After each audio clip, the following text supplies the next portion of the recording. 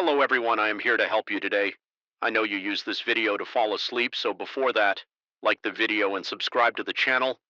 Also, where are you from and what time are you watching? Now get comfortable and relax. The hallway was a yawning void of shadows and oppressive silence, interrupted only by the faint creaks of ancient floorboards beneath worn carpeting.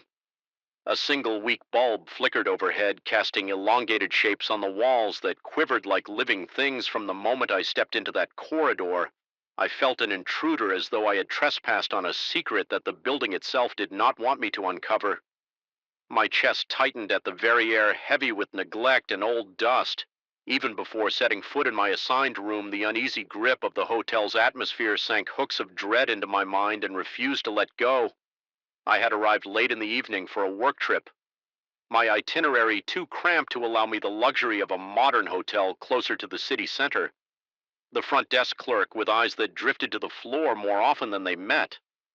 My own handed me a tarnished brass key and mentioned in a low tone that I was free to explore the lounge, should I wish. He murmured some half-hearted apology about the building's antiquated facilities. His exact words barely registered because I was too caught up studying in the peeling wallpaper, its floral pattern discolored by what looked like decades of dampness. My stomach churned with a faint sense of unease. I tried to shrug off. After all, I just needed a place to sleep. My room was up 2 flights of creaking stairs. The banister felt sticky under my palm, as though 100 hands over 100 years had left their invisible residue on the wood. A mild smell clung to the air, and the only source of illumination in the corridor was a solitary light fixture, flickering erratically as if uncertain whether to remain lit or plunge everything into darkness. My door number 305 opened with a groan that resonated in the silence. Inside, the room was as old-fashioned as expected. A single bed with a carved headboard, a small nightstand with a lamp that cast a feeble glow, and heavy drapes that blocked what little moonlight might have filtered through the radiator. By the wall clicked quietly, spitting out lukewarm air. I set my suitcase down and exhaled, trying to ease the tension in my shoulders as I turned to latch the door. I couldn't help noticing the nameplate on the neighboring room. It had been removed, leaving only 2 rusted screws protruding from the wood. I told myself it was just one more example of the hotel's age. Nothing more. My mind resisted any creeping thoughts about what might have happened to the original nameplate, or why nobody had bothered to replace it. The first sign that something was off came just before midnight. I was lying in bed, the comforter too thin to shield me from the building's pervasive chill. Despite my exhaustion, sleep evaded me. The silence in the corridor had a peculiar quality. It felt alive, stretching and contracting like a held breath. Then I heard footsteps, soft and hesitant, as though someone were pacing back and forth, unsure of where to go or what they intended to do. My heart thumped against my ribcage. I tried to convince myself that maybe another guest was simply restless, or perhaps the old structure was just groaning. With the wind, curiosity got the better of me. I slid out of bed, feeling the rough fibers of the carpet under my bare feet. Each step I took toward the door heightened my anxiety. My pulse roared in my ears as I opened it, expecting to confront someone in the corridor, but there was nothing, only the same weak overhead light quivering. The footsteps ceased the instant I stepped out at the far end of the hallway. I could have sworn I saw a faint movement, a shifting of shadow or a silhouette that vanished as soon as my eyes tried to focus, but that might have been my imagination. The emptiness of the corridor challenged me to prove otherwise.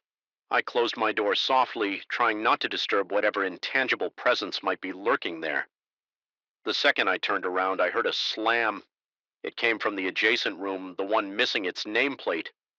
The sound jolted through me like an electric shock. My hands went cold, and I could hear my breathing raspy and shallow, as if my lungs were suddenly starved of oxygen. I inched closer to the wall that separated my room from the neighboring one, and felt a tremor of fear vibrate in my bones under the door. A narrow strip of yellow light flickered on and off as if someone inside was pacing with a flashlight. The floor creaked, or maybe it was the bed frame or the radiator. Then came a sound that almost froze the blood in my veins. Something akin to muffled cries, not quite screams, but certainly more than mere whispers. I pressed my ear to the wall, my skin prickling. It was a low moaning interspersed with what sounded like hurried movements, shuffling feet, a jolt of something heavy hitting the floor, and then an abrupt hush. My heart pounded so violently that I half expected it to burst through my rib cage. I had the insane urge to knock on the door to demand to know what was happening in there, but terror rooted me in place. I hesitated for what felt like an eternity before deciding to go to the front desk. By the time I reached the lobby, my breathing had steadied somewhat, but my nerves still buzzed. The clerk looked up at me with an expression that seemed more worried than surprised. I struggled to find the right words, stammering something about the room next to mine and the noises I had heard. He responded in a cautious tone that the adjacent room had been vacant for months, explaining that no one was staying there. I felt my scalp tighten as if a cold finger was sliding across it. I tried to clarify, telling him I had heard a door slam and strange sounds. He said that he checked the records, but according to everything on file, I was alone on that floor. I returned to my room more confused than ever. My sense of reality wavered, leaving me to wonder if my overworked brain had conjured the entire episode. I tried to rationalize that old buildings can produce unsettling echoes. Pipes can clang, and the mind can interpret those noises in sinister ways when one is tired, yet none of those rationalizations fully explain the flickering light or the distinct sound of a door slamming. Night stretched on relentlessly, and I drifted in and out of restless sleep. At times, I was convinced I heard someone knocking. Softly on the walls, my body broke out in a clammy sweat, and my eyes snapped open in the darkness, scouring the room for any movement. Each time I checked the corridor, the flickering overhead light seemed a little dimmer, and the far end of the hallway appeared more shrouded in shadow. At one point, I thought I saw the handle of the neighboring door jiggle, but I couldn't be certain if it was just a trick of the light. Fear settled in my gut, like lead tangling with my intestines the next morning. Daylight brought a fragile sense of safety, though the gloom of the corridor never really relented. I ate a quick breakfast in the hotel lounge. The place was virtually empty, and the same clerk from the previous night was absent. Instead, another staff member, older and seemingly more at ease, offered me a brief nod. I considered mentioning what I had heard, but I felt self-conscious. Perhaps it was better not to speak about it at all. My day was supposed to be filled with meetings, so I pushed the memory aside, hoping that a busy schedule would banish the hotel's lingering negativity from my mind at work. However, I found it impossible to concentrate my mind. Replayed those night sounds repeatedly. My coworkers must have noticed my distracted state, but I pretended to focus on the tasks at hand during a break.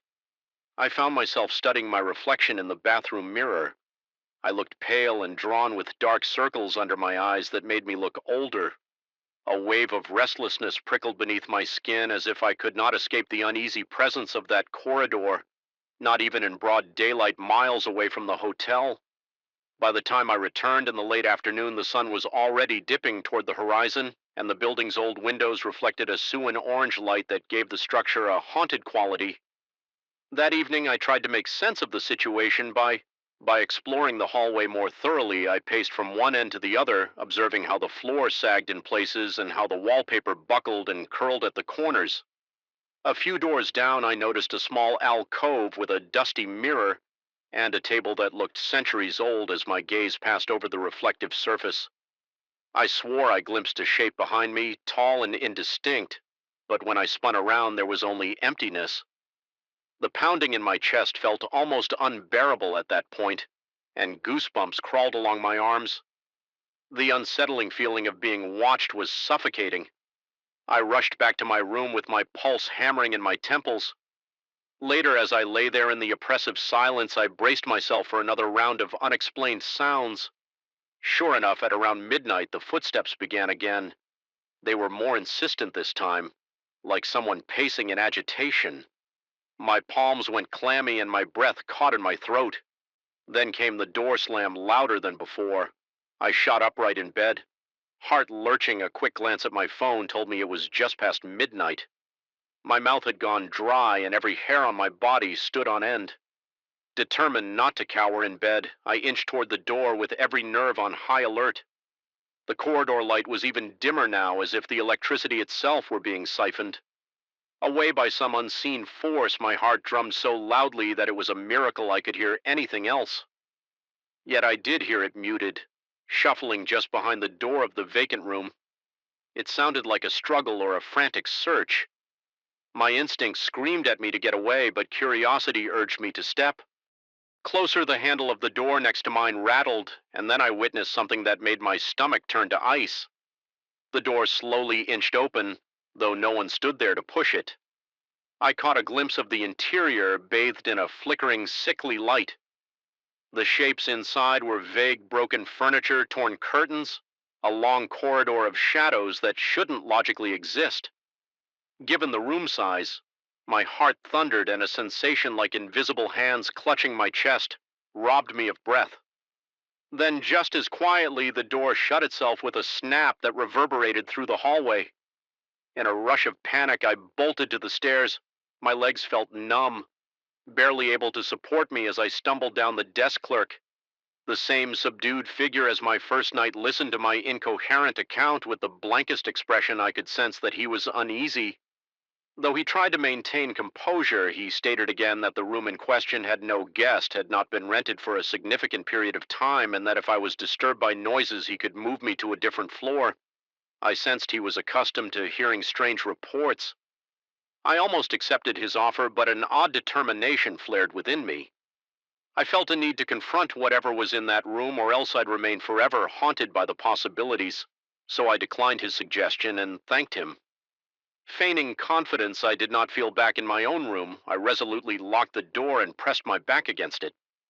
My mind swirling with worst-case scenarios, part of me questioned my sanity. Had stress and lack of sleep driven me to imagine it all?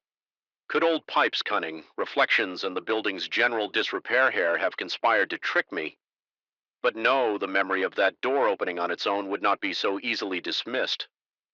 The raw terror I felt was too visceral to be a mere figment of imagination.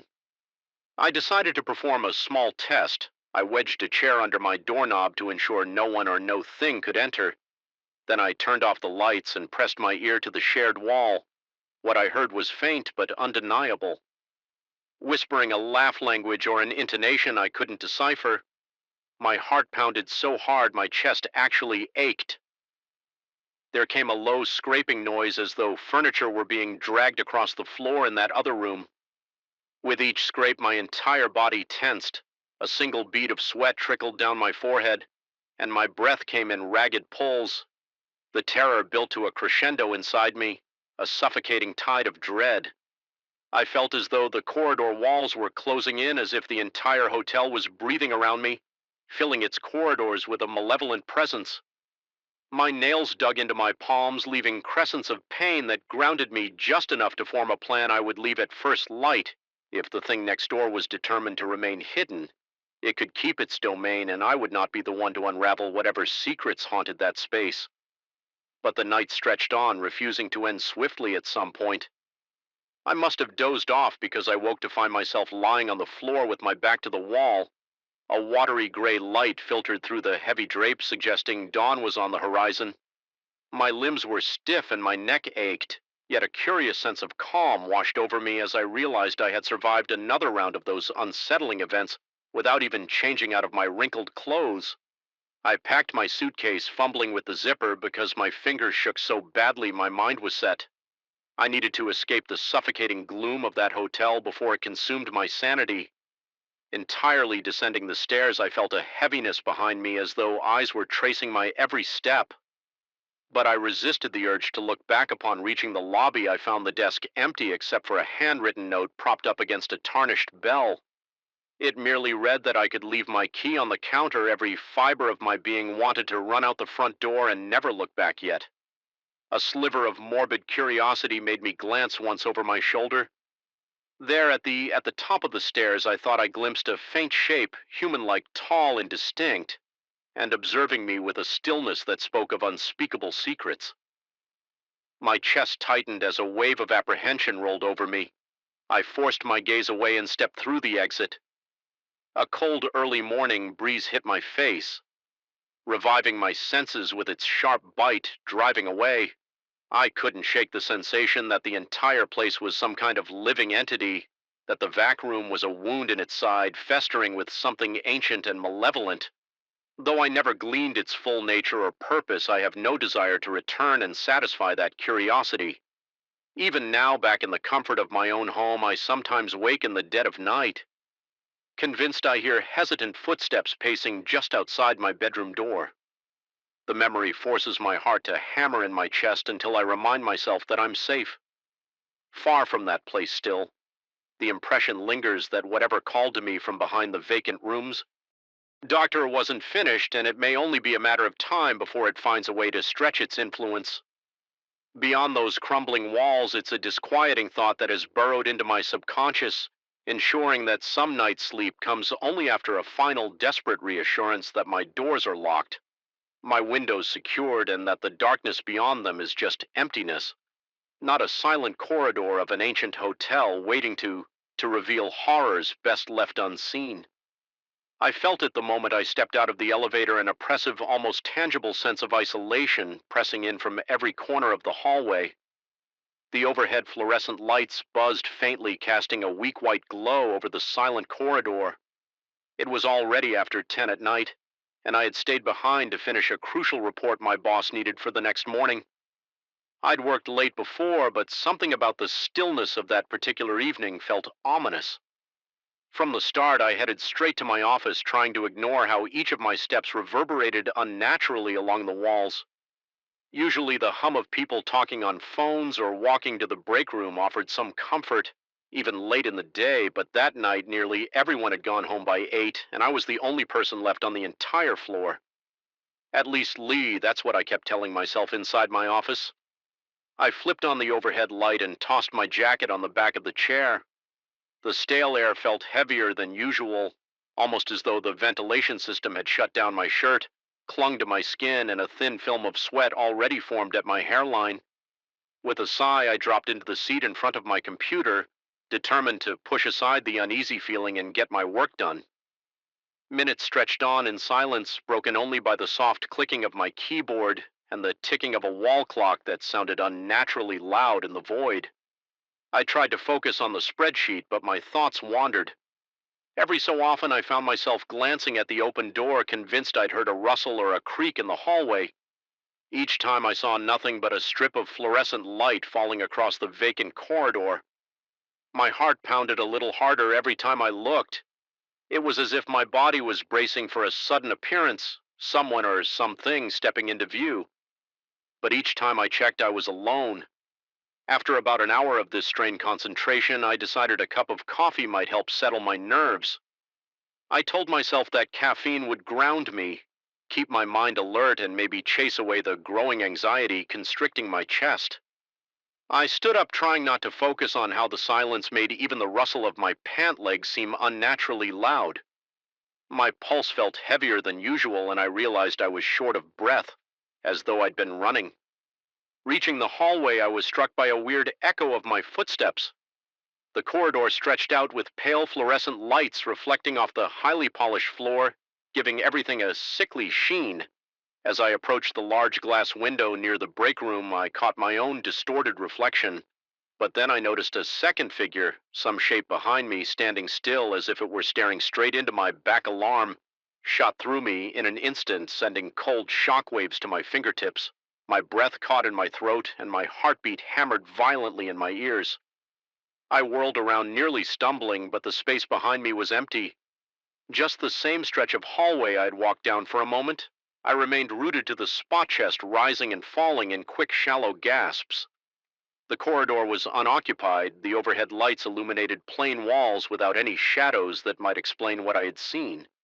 My scalp prickled, and the sweat at my temples felt cold, as if the building's air conditioning had suddenly blasted on.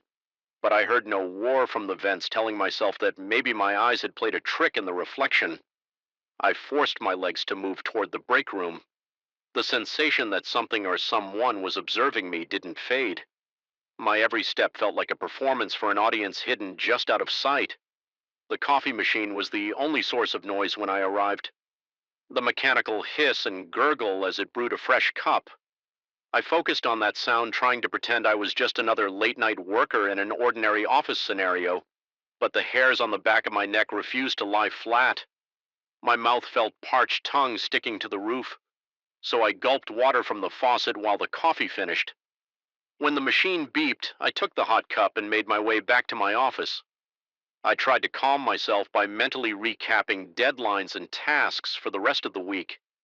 It didn't help. Every so often a sudden hush descended, an emptiness that settled over the place like a shroud. A single repeated thought kept coming to mind. I was not alone, no matter how much I told myself otherwise. Back at my desk, I resumed my work. My fingers trembled slightly as I typed, and my concentration was broken by the slightest shift in lighting. Several times I stared at the door. The longer I sat there, the more convinced I became that something lurked in the hallway waiting for me to move. I tried to dismiss it as nerves and overactive imagination fueled by too many horror movies and too little sleep, but deep down there was a primal sense of dread I couldn't shake. Eventually, I decided that maybe some music might keep my mind from wandering. I put on my headphones, found a familiar instrumental playlist, and turned the volume low enough so that I could still pick up on any external noise. The gentle melody did help. At first, I lost myself in the monotony of data entry. My heart rate slowed and the tightness in my chest began to ease. Then the lights in my office flickered, just a momentary blink like a tired eyelid, but it was enough to make me rip off the headphones. My gaze jumped to the fluorescent tubes overhead, watching as they settled back into a steady hum. I remained frozen for a good 30 seconds listening. The building responded with a kind of low mechanical groan, a sound that drifted through the ventilation ducts like a distant moan. I realized I was gripping the edge of my desk with white, knuckled intensity, letting out a shaky breath. I tried to laugh off the flicker as a normal electrical glitch, but as if on cue, the lights pulsed again, sending a brief strobe effect through the room. In those fractions of a second, I thought I saw movement in the corridor, a silhouette passing by the door. My heart dead in my chest, and my entire body tensed without conscious thought. I got up and crept toward the doorway. My breath was shallow and quick, each inhale feeling like a gulp of stale air. I peered out into the corridor, half expecting to see a shape lurking by the wall. There was nothing. The quiet felt denser than ever, pressing in on me. Filling my ears with an uncomfortable ring, I returned to my desk, forcing myself to keep working. My mind churned with possible explanations. Maybe it was the security guard from downstairs doing a round. But the security guard usually announced himself with a friendly knock or at least the jingle of keys. Then I wondered if a colleague had stayed late without telling me, though that seemed unlikely. Time crawled by and my report was nearly finished, the combination of tension and the chill from the air conditioning. If it was even on, left me shivering intermittently. The coffee, now lukewarm, hadn't done much good.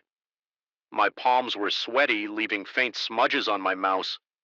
I felt sure I heard muffled steps outside the office, but every time I stopped typing to listen, the noise vanished. Eventually, I decided to do a final walk around the floor, half hoping I'd find someone else half terrified that I would. I left my office light on and ventured down the corridor. The echo of my shoes reverberated against stark white walls. I glanced at the reflective glass as I passed, unable to resist checking it for that figure again. I saw only my reflection, pale dark-circled eyes, a tired expression. I exhaled in relief, then I noticed something else behind me in the reflection. One of the doors down the hall looked slightly ajar when I turned to face it. Though the door was completely closed, a chill crawled up my spine, the kind of sensation that makes every hair on your body stand on end. I swallowed hard, my throat suddenly dry. I walked over to that door just to confirm it was locked, or at least shut. Indeed, it was sealed tight. The placard on it indicated an unused storage room, one I'd never really bothered to explore. I put a hand on the knob. It felt cool, almost unnaturally so. Against my warm, clammy palm, I tried to turn it, expecting to find it locked, but it gave way with a loud click. Darkness greeted me on the other side. My chest constricted as a surge of adrenaline coursed through me. I fumbled for a light switch, eventually flipping on a single bulb that buzzed to life, illuminating rows of metal shelves packed with old office supplies. The air inside was stagnant, smelling faintly of dust and cardboard. At a glance, it appeared deserted, just a neglected storeroom. Yet I couldn't shake the feeling that moments before I had caught a glimpse of something else standing in that doorway. My heart pounded so hard I thought I might throw up. I stepped into the room, telling myself I needed to confirm nothing was there. The single light cast harsh shadows against the shelving. My eyes darted from one angle to the next. The hum of the bulb was loud, a continuous droning that set my teeth on edge. I felt a sudden wave of nausea, as though the entire space were pressing in on me. The corners of my vision seemed to shimmer. My mind raced with the question, was I losing it? After a few moments of tense silence, I backed out of the room, flicked the light off, and shut the door. I made sure it locked this time, tugging the handle to confirm it was secure. My hand trembled with each pull, feeling an odd sense of dread. I forced myself away and headed back to my office, determined to gather my things and leave. I couldn't justify staying there any longer, not with my nerves fraying at the edges. As I made my way down the corridor again, I heard a sudden scrape on the floor, a faint dragging sound that made my blood run cold. I stopped in my tracks. The sound ceased. My body was in flight or fight mode. My lungs burned with each breath, and my heart pounded so hard it felt like it might punch a hole through my chest. I pushed forward, every sense on high alert. The overhead lights continued their intermittent flickers, so each step felt like walking through snapshots of reality. At times, the corridor seemed to stretch as if the building itself were warping. I fought the urge to break into a run, knowing that if I started running, I might not be able to stop. I just wanted to reach my office, grab my briefcase, and get out when I got there. Something was off. The door was ajar, even though I remembered leaving it open wide. My stomach knotted as I peered inside. The overhead fluorescent lights were off, and the only illumination came from the computer monitor. The screen displayed my unfinished spreadsheet, but the rows and columns were glitching, flashing random numbers. My chair sat at an angle as if it had been spun around. I stood at the doorway, paralyzed by indecision. Then I heard a faint whisper, like a distant breeze passing through a crack. It could have been the ventilation, except it carried the unmistakable cadence of a voice.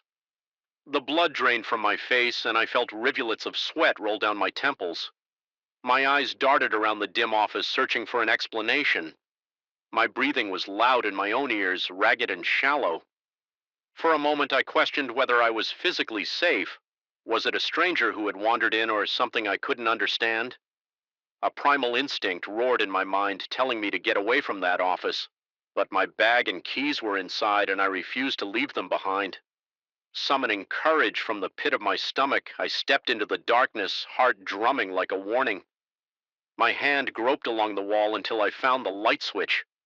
I pressed it, and the fluorescent lamp above clicked and flickered to life. The room looked as it always did, except for my computer screen, which still glitched with random symbols.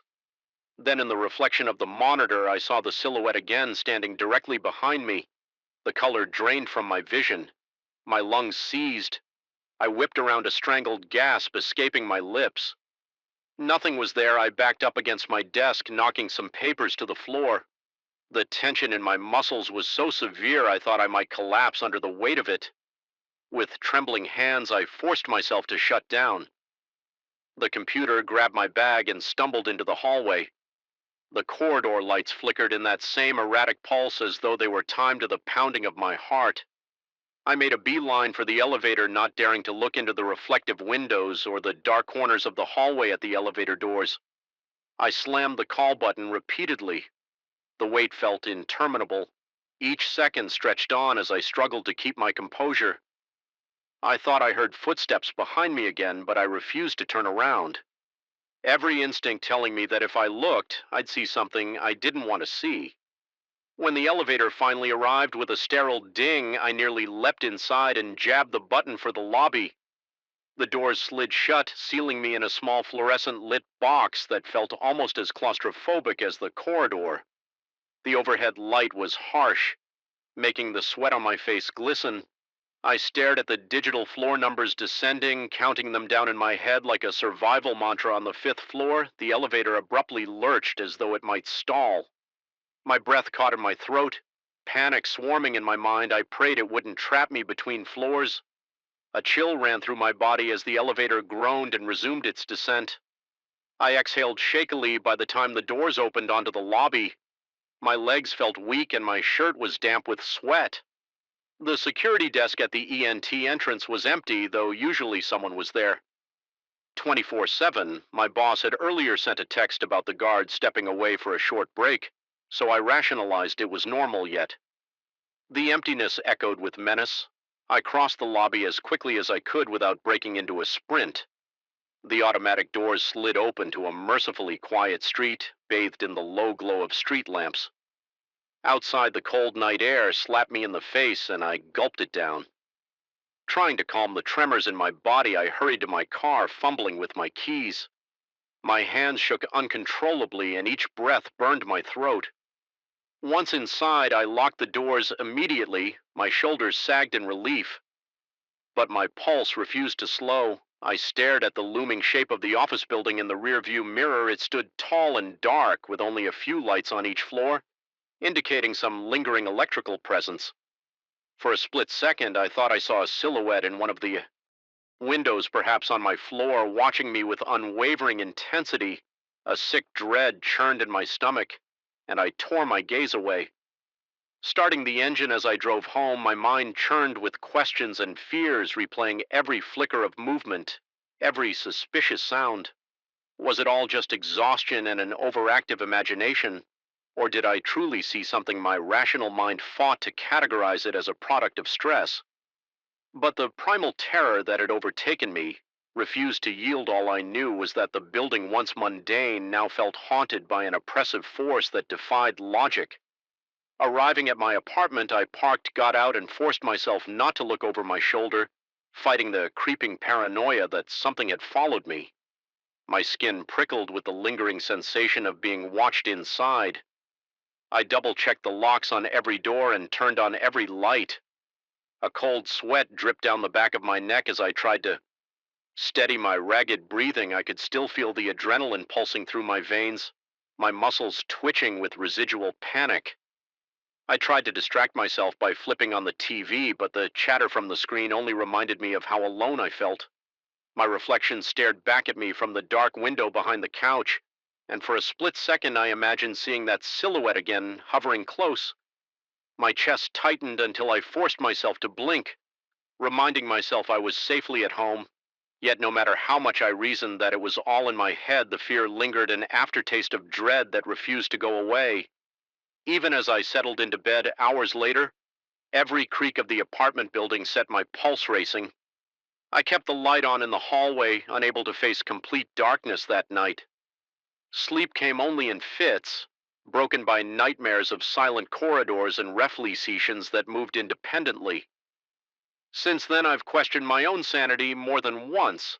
I've tried to reassure myself that the late hour, the flickering lights, and the silent hallways concocted the perfect brew of psychological terror, but whenever the memory surfaces, my heartbeat quickens and a cold, nauseating wave of fear grips me.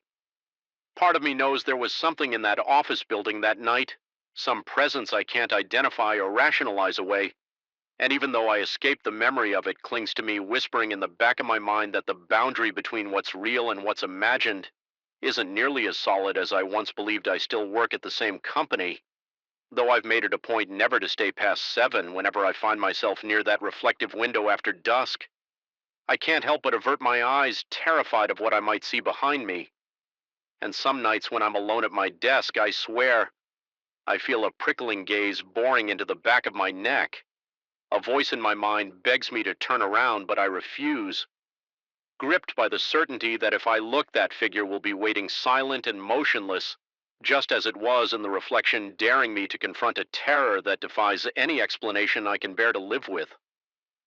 I arrived at the old cabin just before dusk on a Monday, and the sky was already painted in eerie shades of purple and gray. The wind led through the towering pines surrounding the property, creating an unsettling chorus that never seemed to stop. Even stepping out of my car felt strangely oppressive, as though the night itself watched me. Something about that expanse of silent trees and the single flickering porch light made me question my decision to seek solitude. In such a remote place, I remember pausing for a moment, heart thudding, wondering if a quiet mountain retreat might prove too quiet for my own good. I came to the mountains seeking peace. Work had been suffocating and I craved an escape. I planned to spend 2 weeks in complete seclusion with no distractions other than a notebook, my laptop, and a few books for inspiration in my mind. This rustic cabin would be the perfect place to refocus and let creativity flow. The owner had told me in a rushed phone call that the property was old but structurally sound, and that the surrounding land stretched for acres. I recall him sounding almost relieved that I wanted to stay there, as if the place had been vacant for too long. He recommended I arrive before nightfall because the narrow dirt roads became treacherous in the dark, but I almost wanted that sense of danger. I'd lost my creative spark months ago, and I hoped that a brush with the unknown might reignite it. The interior of the cabin was modest: bare wooden floors, faded wallpaper, a single bedroom, a small kitchen, and a living area with a stone fireplace. The furniture looked worn, each piece sagging from age or neglect. Despite the musty smell, I could appreciate the old world charm. I found a small desk in the corner of the living area, perfectly placed near a window that overlooked a stretch of pine trees. It felt right, a quiet place to set up my things and let ideas spill onto the pH. If only the atmosphere had remained tranquil on the first night. Everything seemed normal, at least by the standards of an old wooden house in the woods. The floorboards creaked whenever I shifted my weight. A draft slipped through hidden cracks, causing the curtains to flutter. Just enough to catch my attention, I lit a small fire in the fireplace to fight the mountain chill, and its light danced across the walls in a comforting, hypnotic pattern. There was no hum of traffic outside, no lights from neighbors' windows, just the rustling of leaves and branches in the wind. The second day was calm. I walked around the property, marveling at the tall pines that formed a fortress around the cabin. I spotted a small clearing about 100 yards from the porch where the ground sloped into a bed of rocks and moss. Some of the pine trees stood so close together, their branches tangled overhead, effectively blocking out the sunlight. It gave me a sensation akin to stepping into another world, one where daylight light never fully penetrated. Although I felt a slight chill, I convinced myself it was just the cold mountain air. During the afternoon, I wrote a few pages in my notebook, feeling proud of my productivity. The cabin, for a brief moment, seemed like an ideal writer's haven, but that sense of peace vanished. On the third night, I had fallen asleep on the couch, lulled by the crackle of the dwindling fire. The clock on the mantel showed 3:14 a.m. when I abruptly snapped awake. My pulse hammered in my ears, though I couldn't remember dreaming. For a moment, I couldn't place what had disturbed me then. In the silence, I heard a faint murmur, barely audible, coming from outside. It sounded like someone whispering, but the words were unintelligible. My breath caught in my throat, with every beat of my heart. The whisper seemed to inch closer, as if it was right by the window. My skin prickled with sweat, and my fingers trembled when I groped for the flashlight on the coffee table. I forced myself to the window, not daring to turn on any lights inside for fear of making myself visible. When I slowly angled the flashlight toward the porch, the beam revealed only the wooden boards, a battered rocking chair, and shadows dancing in the corner. The murmur stopped. The only sound was the wind cutting through the pines. After several minutes, I convinced myself it had been a trick of my restless mind. Yet my hands didn't stop shaking for a long time, and it took over an hour before I could lie down again. My ears attuned to every creak in the house. The next day, I told myself there had to be a logical explanation. Perhaps whine through the branches, or some small animal brushing against the windowsill, determined to stay rational. I spent the morning pacing the perimeter of the cabin, scanning the ground for any clues. Nothing looked disturbed. The porch was dusty, but I saw no foot there. My heart did a small leap of relief. If someone had actually approached the house, they must have left traces, concluding that it was my own anxiety. I returned to my writing, though the words came slower. Now my focus was shot, overshadowed by the memory of that disembodied murmur in the night. But by the fourth night, the whispering returned.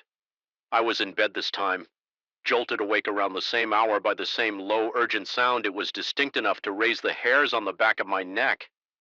My heartbeat crashed into my chest as I realized it seemed closer than the night before, perhaps coming from the alpendre near the front door. Grabbing my flashlight and the small can of it I kept in my bag, I crept out of the bedroom. A cold sweat trickled down the sides of my face. The boards under my feet groaned, and each sound felt amplified by the silent tension enveloping the cabin. Reaching the front door, I paused, hardly believing I was even considering opening it. But paranoia overcame caution, and I flung it open. Shining the flashlight wildly around the porch, the chairs were swaying, squeaking as the wind nudged them. No footprints in the dust, at least none that were clear. The night air felt colder than it should have, and my breath came in ragged puffs. Even with the light, the darkness beyond the porch seemed impenetrable, as though something waited just out of sight. The whispering was gone, replaced by the usual wind. I tried to stay out there a few minutes, straining my ears to catch any further hint of that voice, but the silence was absolute. It left me feeling exposed, like I was under a microscope. I slammed the door and locked it, though that brought little comfort. Sleep was impossible after such an encounter. So I sat at the kitchen table, feeling the tightness in my chest refuse to let go. Morning light did little to lift my spirits. The realization that this was now a pattern, that some presence was whispering outside my cabin, made it impossible for me to shrug it off as a one-time hallucination.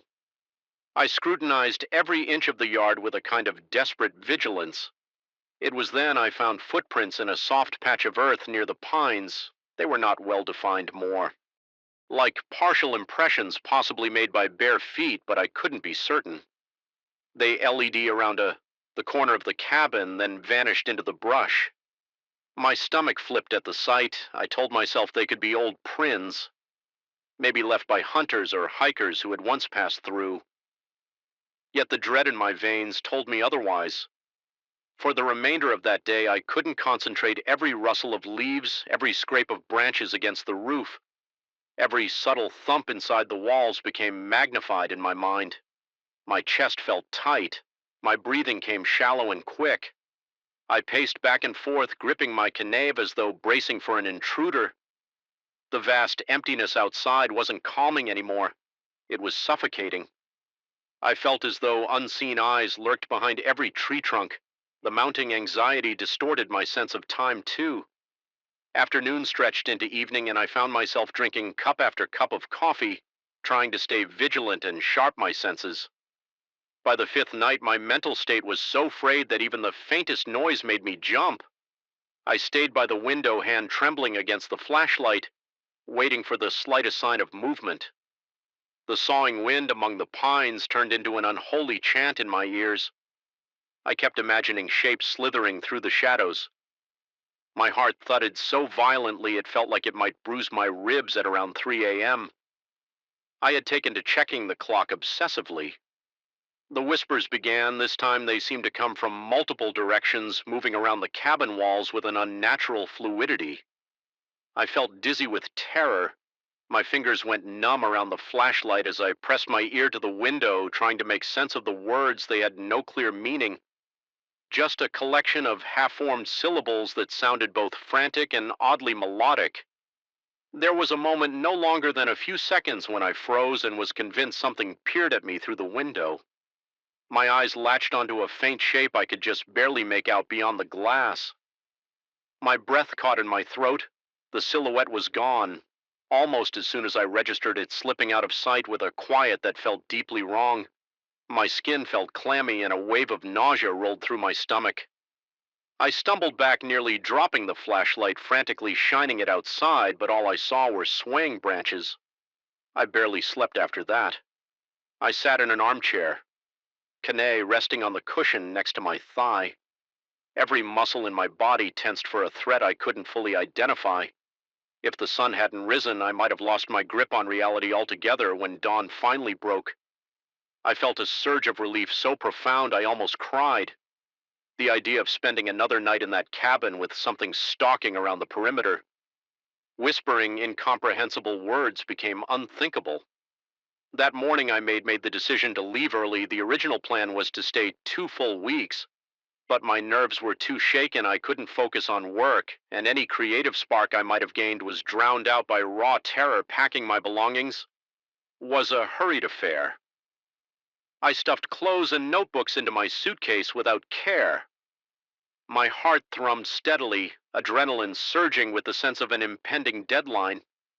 I kept glancing over my shoulder, sure that if I looked away too long, I would see a face pressed against the window or a silhouette flitting across the porch. As I loaded the car, I cast one final look at the property. The pines swayed ominously, their tops scraping the sky like claws. The cabin stood quiet and unassuming, bathed in daylight, looking nothing like the menacing place it had been at night. My heart pounded with a mix of relief and dread. In some twisted way, I had the fleeting impression that the cabin knew I was leaving, that whatever resided there was sorry to see me go. The mere thought sent a shiver down my spine. My hands were cold as ice and beads of sweat dotted my forehead. Despite the crisp morning air driving away, I tried to rationalize the events. Could it have been the wind combined with an overactive imagination? Was my mind playing tricks on me due to isolation and lack of sleep? A part of me desperately wanted to believe that. But the memory of those footprints, that silhouette, and those maddening whispers clung to me. The sensation that I was being watched didn't abate until I was miles down the winding road, passing a sign that marked the edge of the property. Even then, I half expected to glimpse movement in my rearview mirror, the owner later asked. In an email if everything had been okay, stating that I had left earlier than expected, I responded in the vaguest terms, mentioning only that I had personal matters to attend to, but thanked him for the cabin rental. I couldn't bring myself to describe what I had heard or felt. Part of me knew he wouldn't understand. Or worse, maybe he would understand all too well, and I didn't want confirmation of something I was struggling to label as a product of my own fear. Weeks have passed since I returned to my apartment. My nights even now are filled with anxious tossing and turning. Occasionally I jerk awake in the early hours of the morning, heart pounding in my ears, convinced that the same hushed murmurs float just beyond my window. My mind races back to that cabin, to the hush of the pines, to the footprints in the soil. I keep my Canavet on the nightstand, a foolish precaution in a city apartment, but it's the only thing that grants me a small sense of control. I've replayed those nights over and over, dissecting each detail, trying to find a logical thread that might explain it all. I continually come up short. The only conclusion I've drawn is that sometimes we invite ourselves into places that reject our presence, places that hold echoes of stories older and darker than any we could conjure. My rational side still attempts to dismiss it as the wind, the isolation, the psychological effects of being alone in an unfamiliar place, but late at night, when my mind drifts to that half-lit porch and the impossible silent chanting just outside the walls, I remember how real it felt, how I could practically feel the breath of that whisper against the glass, and I can't rid myself of the notion that those woods in that cabin are not as empty as they appear. Something followed me in the darkness, circled around the property, whispered at the threshold of my door. Even now, I sometimes press my ear against my own apartment window, listening for the faintest sign of that voice. I tell myself I'm safe, that whatever clung to that mountainside is tied to that specific ground, that it can't reach me here. Yet there's a drawing dread, an ever-present echo in my mind that won't be silenced. I suspect that if anyone else ever sets foot in that old cabin, they too will hear those night murmur weaving in and out of the pine branches. They might brush it off as a trick of the wind at first, as I did until the inevitability of the situation sinks in. No matter how far I try to distance myself, I'm haunted by the knowledge that certain places carry their own sort of life, a life that can brush against yours in profound, unsettling ways. I managed to leave before anything worse could happen, but I wonder if part of me remained behind, trapped in those endless whispering nights. Sometimes it feels as though I'm still in that musty living room, flashlight in one hand, Canofed in the other, holding my breath and waiting for the next murmur to drift through the darkness. And that is a feeling that may never truly go away. In darkness swallowed my new home from the moment I first stepped inside. The thick, stagnant air seemed almost alive, settling heavily on my shoulders as I flicked the light switch in the foyer. A single bulb sputtered to life overhead, casting a weak, quivering glow across walls stained with years of neglect. Right away, a prickle crawled up my spine as if someone hovered just beyond my field of vision. Yet this old house was the best I could afford, so I told myself that I was just being paranoid.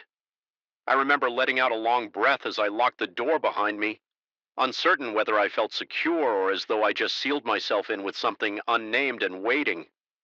I moved here primarily for the low cost and for its convenient proximity to the city center.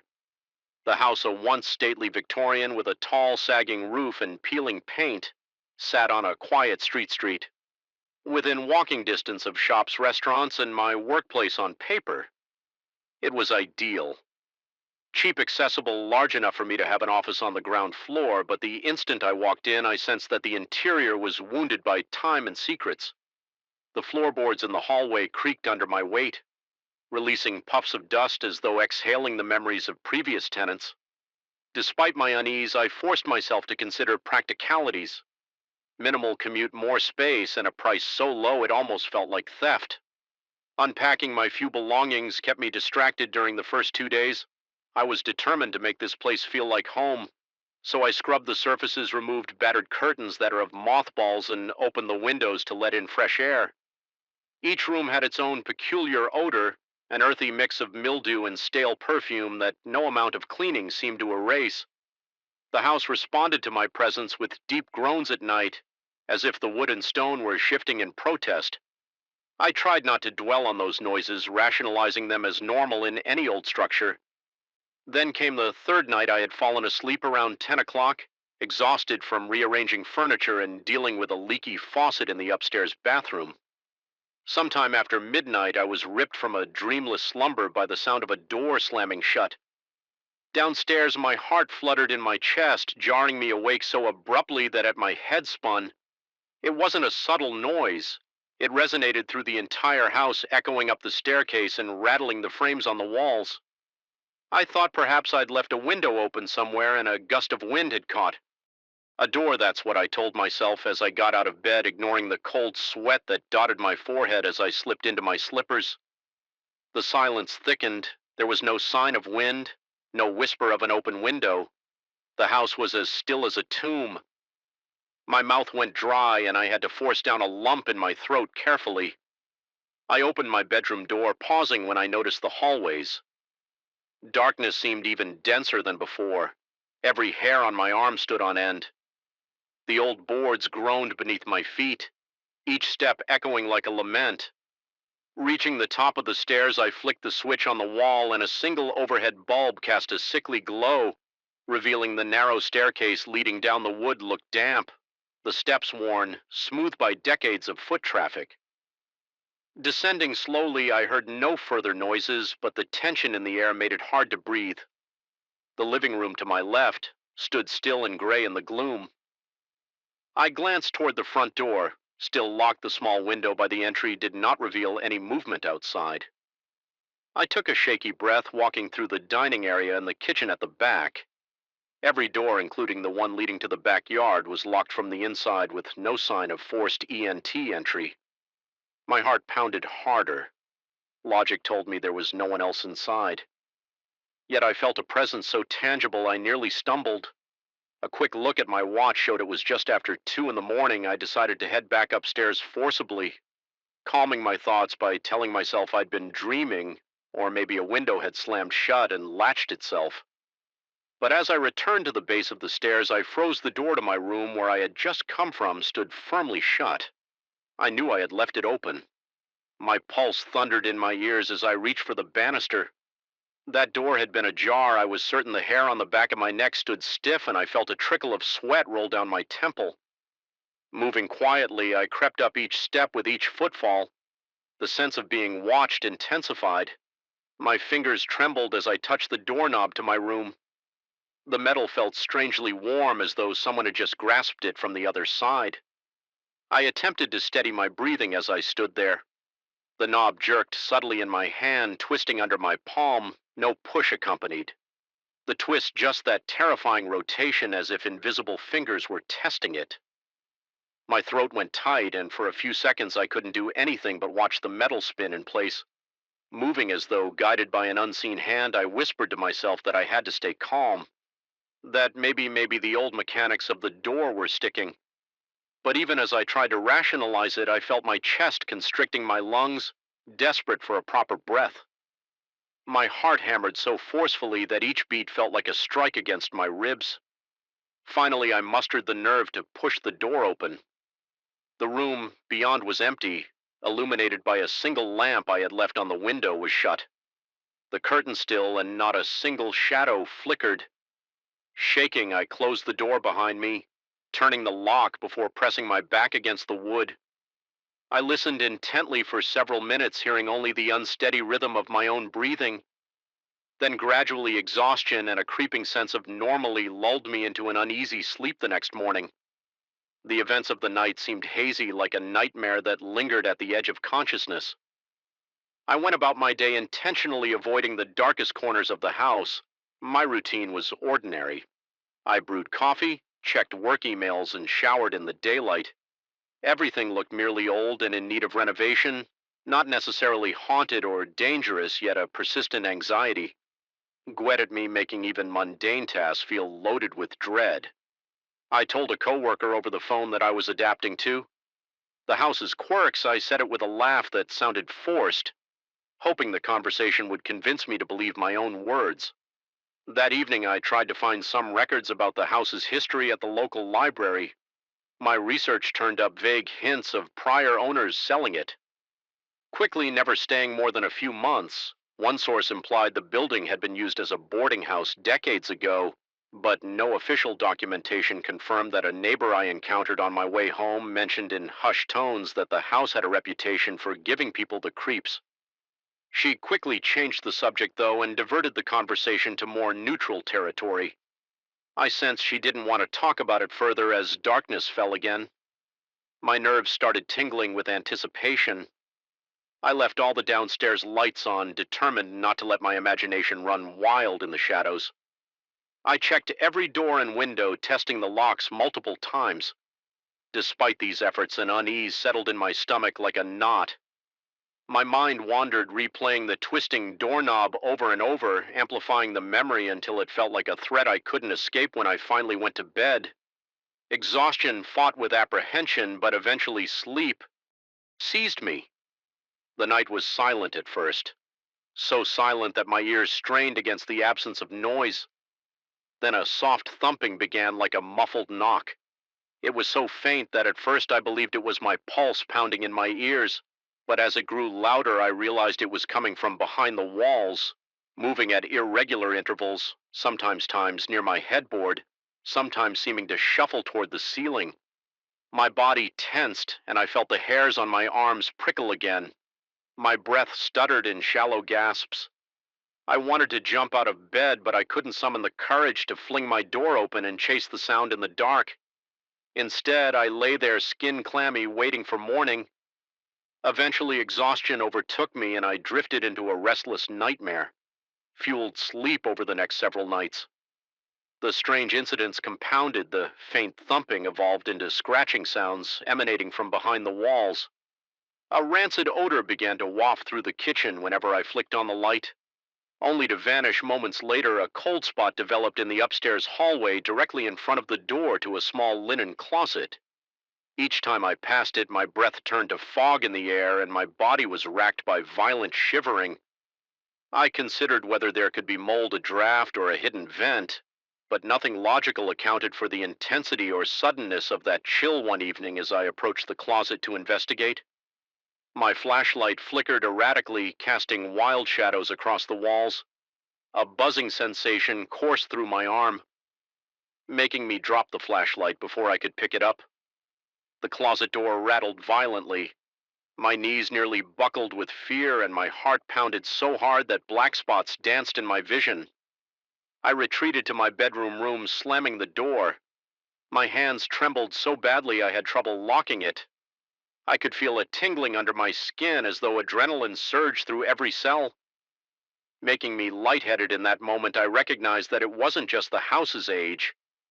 Causing these events, there was a presence, a powerful, malevolent force that wanted me to feel its anger or its anguish, or both.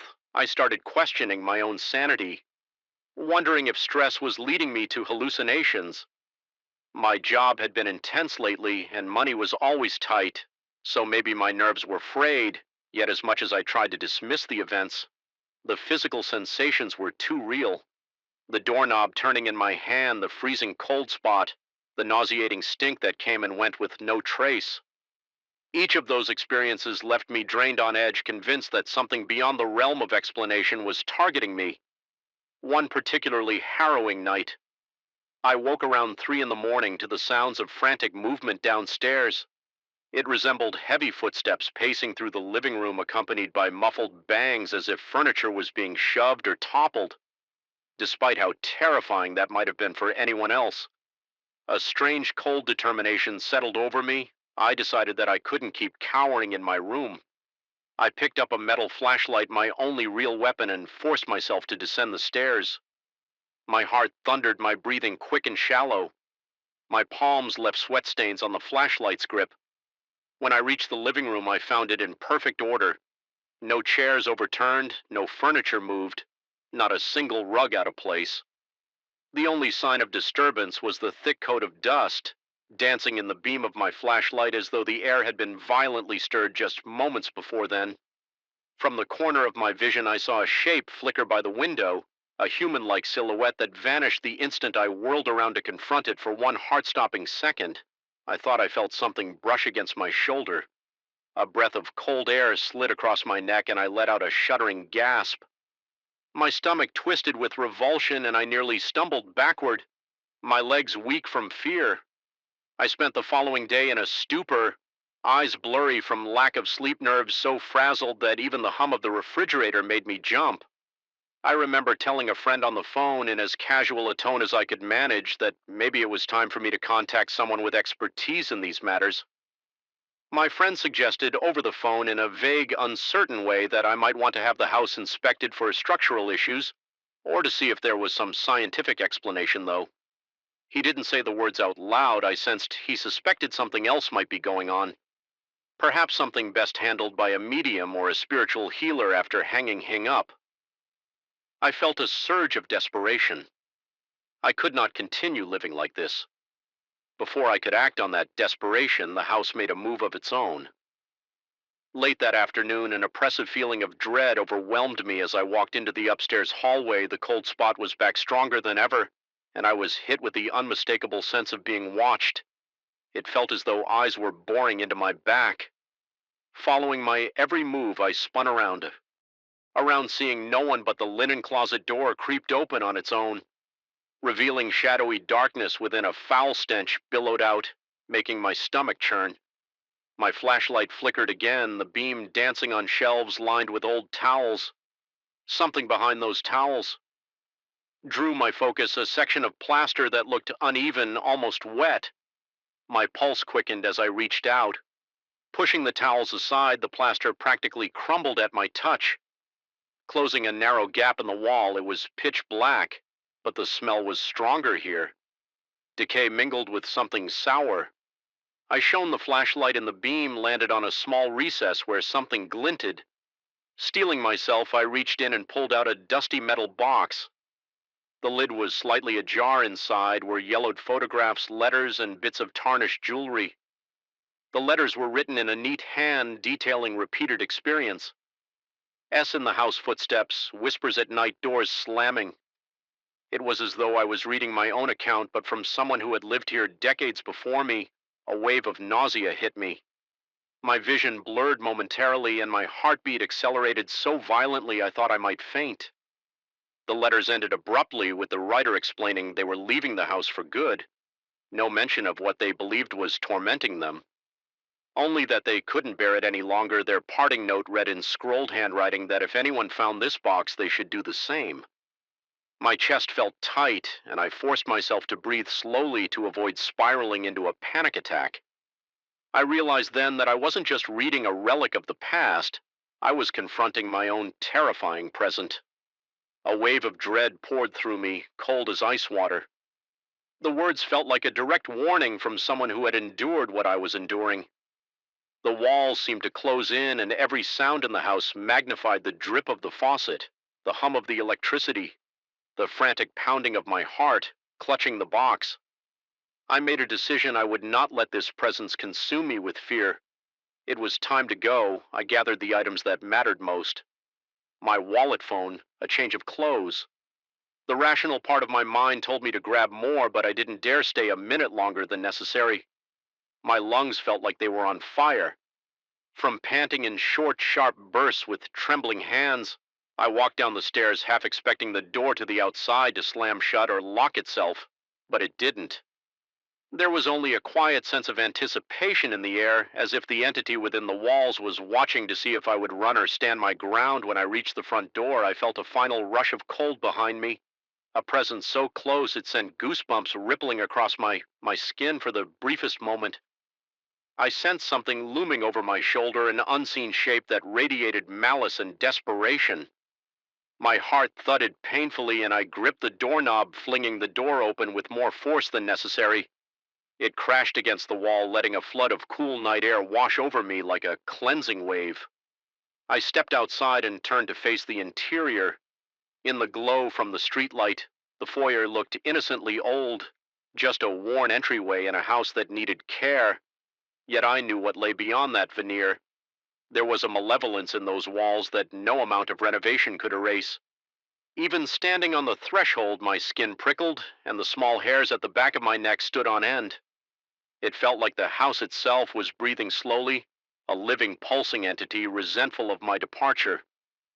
I left that night, not bothering to lock the door behind me. My pulse gradually slowed as I walked down the sidewalk, getting farther from the porch. I could feel the weight lifting off my shoulders with each step.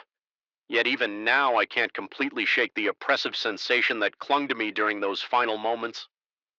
Sometimes I catch myself checking over my shoulder in my new place, scanning for flickers of movement in the corners or listening for that telltale scratching.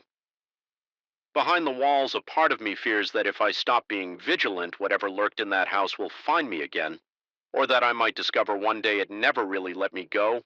I may have escaped physically unscathed, but my psyche bears the scars of what I experienced in that old Victorian, the claustrophobic darkness, the twisting doorknob in the middle of the night, and the silent, suffocating presence.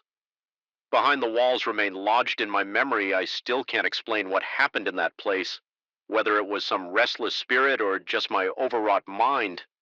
All I know is that when the house decided to make itself known, it did so in ways that defied rational thought and left me terrified to the core. Even now, recalling those nights makes my chest tighten. Fear rattles in my bones like an echo of the house's incessant haunting groans. Though I walked away, part of me stayed behind in that musty hallway where the air was perpetually stale and shadows moved of their own accord. I sometimes wake in a cold sweat, convinced I hear a door slamming somewhere far below my bedroom, followed by the slow, deliberate turn of a doorknob. And in those moments, I wonder if I'll ever truly be free from the memory of that place, or if it will forever remain a shadow at the corner of my vision, waiting for the day I let my guard down just enough to let it back in. The fluorescent lights in the factory corridor always seemed to hum in discord, a low electric buzz that clawed at my nerves whenever I was alone on that particular night. I remember feeling the weight of the silence between those pulsating lights. It was the kind of quiet that wasn't really quiet at all, more like a vacuum where every step reverberated off the high ceilings and distant walls. I had grown used to working nights, used to the echo of my own footsteps, used to checking corners, just to be sure I wasn't imagining things lurking in the shadows, but that night felt different from the start. There was a suffocating pressure in the air, a nagging sense that I wasn't the only one haunting those corridors. I clocked in just before midnight. The usual routine, the factory operated 24 hours a day, churning out machinery parts with an endless mechanical roar that sometimes stopped making sense. If I listened too closely, my shift was typically spent walking the perimeter, making sure the machines were running smoothly and the emergency systems were in check. The managers liked to have someone on site who could react to power outages, accidents, or the occasional short circuit that rattled the production line. I never minded the loneliness. In some ways, it was a relief not to be stuck in a crowd. Yet that night, loneliness became something else, a primal fear of emptiness. An hour into my shift, I noticed an emergency light in the far corridor flickering ominously. Its pale dying glow illuminated a narrow stretch of wall revealing scuffed paint and years of grime where people rarely walked. I thought it was just a loose connection or an old bulb. Nothing out of the ordinary, but the way it kept sputtering, flashing erratically, gave me a gnawing feeling in the pit of my stomach. I decided to change the bulb right away, mostly to prevent any potential electrical issues, but also to shake off the uneasy sensation that kept crawling up my spine as I approached. I heard a faint tap-tap echo through the corridor. It might have been the sound of dripping water from one of the exposed pipes overhead. The building was old, and random noises were not unusual. Still, something about that rhythm made my heart pound. I tried to ignore it, focusing instead on the flickering light above me. I dragged a small stepladder closer, carefully climbed up and began unscrewing the old bulb halfway through the process. I glanced down the corridor to ensure nothing was rolling toward me. Forklifts and pallet jacks sometimes got left out, and I didn't want to be in anyone's path. That's when I saw it, a shadow on the far wall distinctly human in shape, standing perfectly still. I froze at first. I assumed it had to be my own silhouette cast by the sporadic light, but the angle was all wrong. I leaned left, leaned right, wiggled my arm slightly. My own shadow should have shifted too, but this one didn't budge. It remained static like a dark stain on the concrete blocks, as if it were watching me. My pulse raced. My fingers felt clammy against the ladder rungs, and I had to steady my breathing. I tried to rationalize maybe there was another light source behind me or some trick of perspective. I glanced around for anything that could project such a shape, but there was nothing except the occasional overhead lamp and the flickering emergency bulb as I resumed unscrewing the old light. I caught another glimpse. The shape had moved not by a large distance, but enough to notice it wasn't a graceful shift. More like a sudden jerk, as though it had stepped through the wall and now hovered half inside. Half outside, I nearly dropped the replacement bulb. My heart hammered so loudly I could feel the throbbing in my ears. I forced myself to breathe through my nose, trying to stay calm.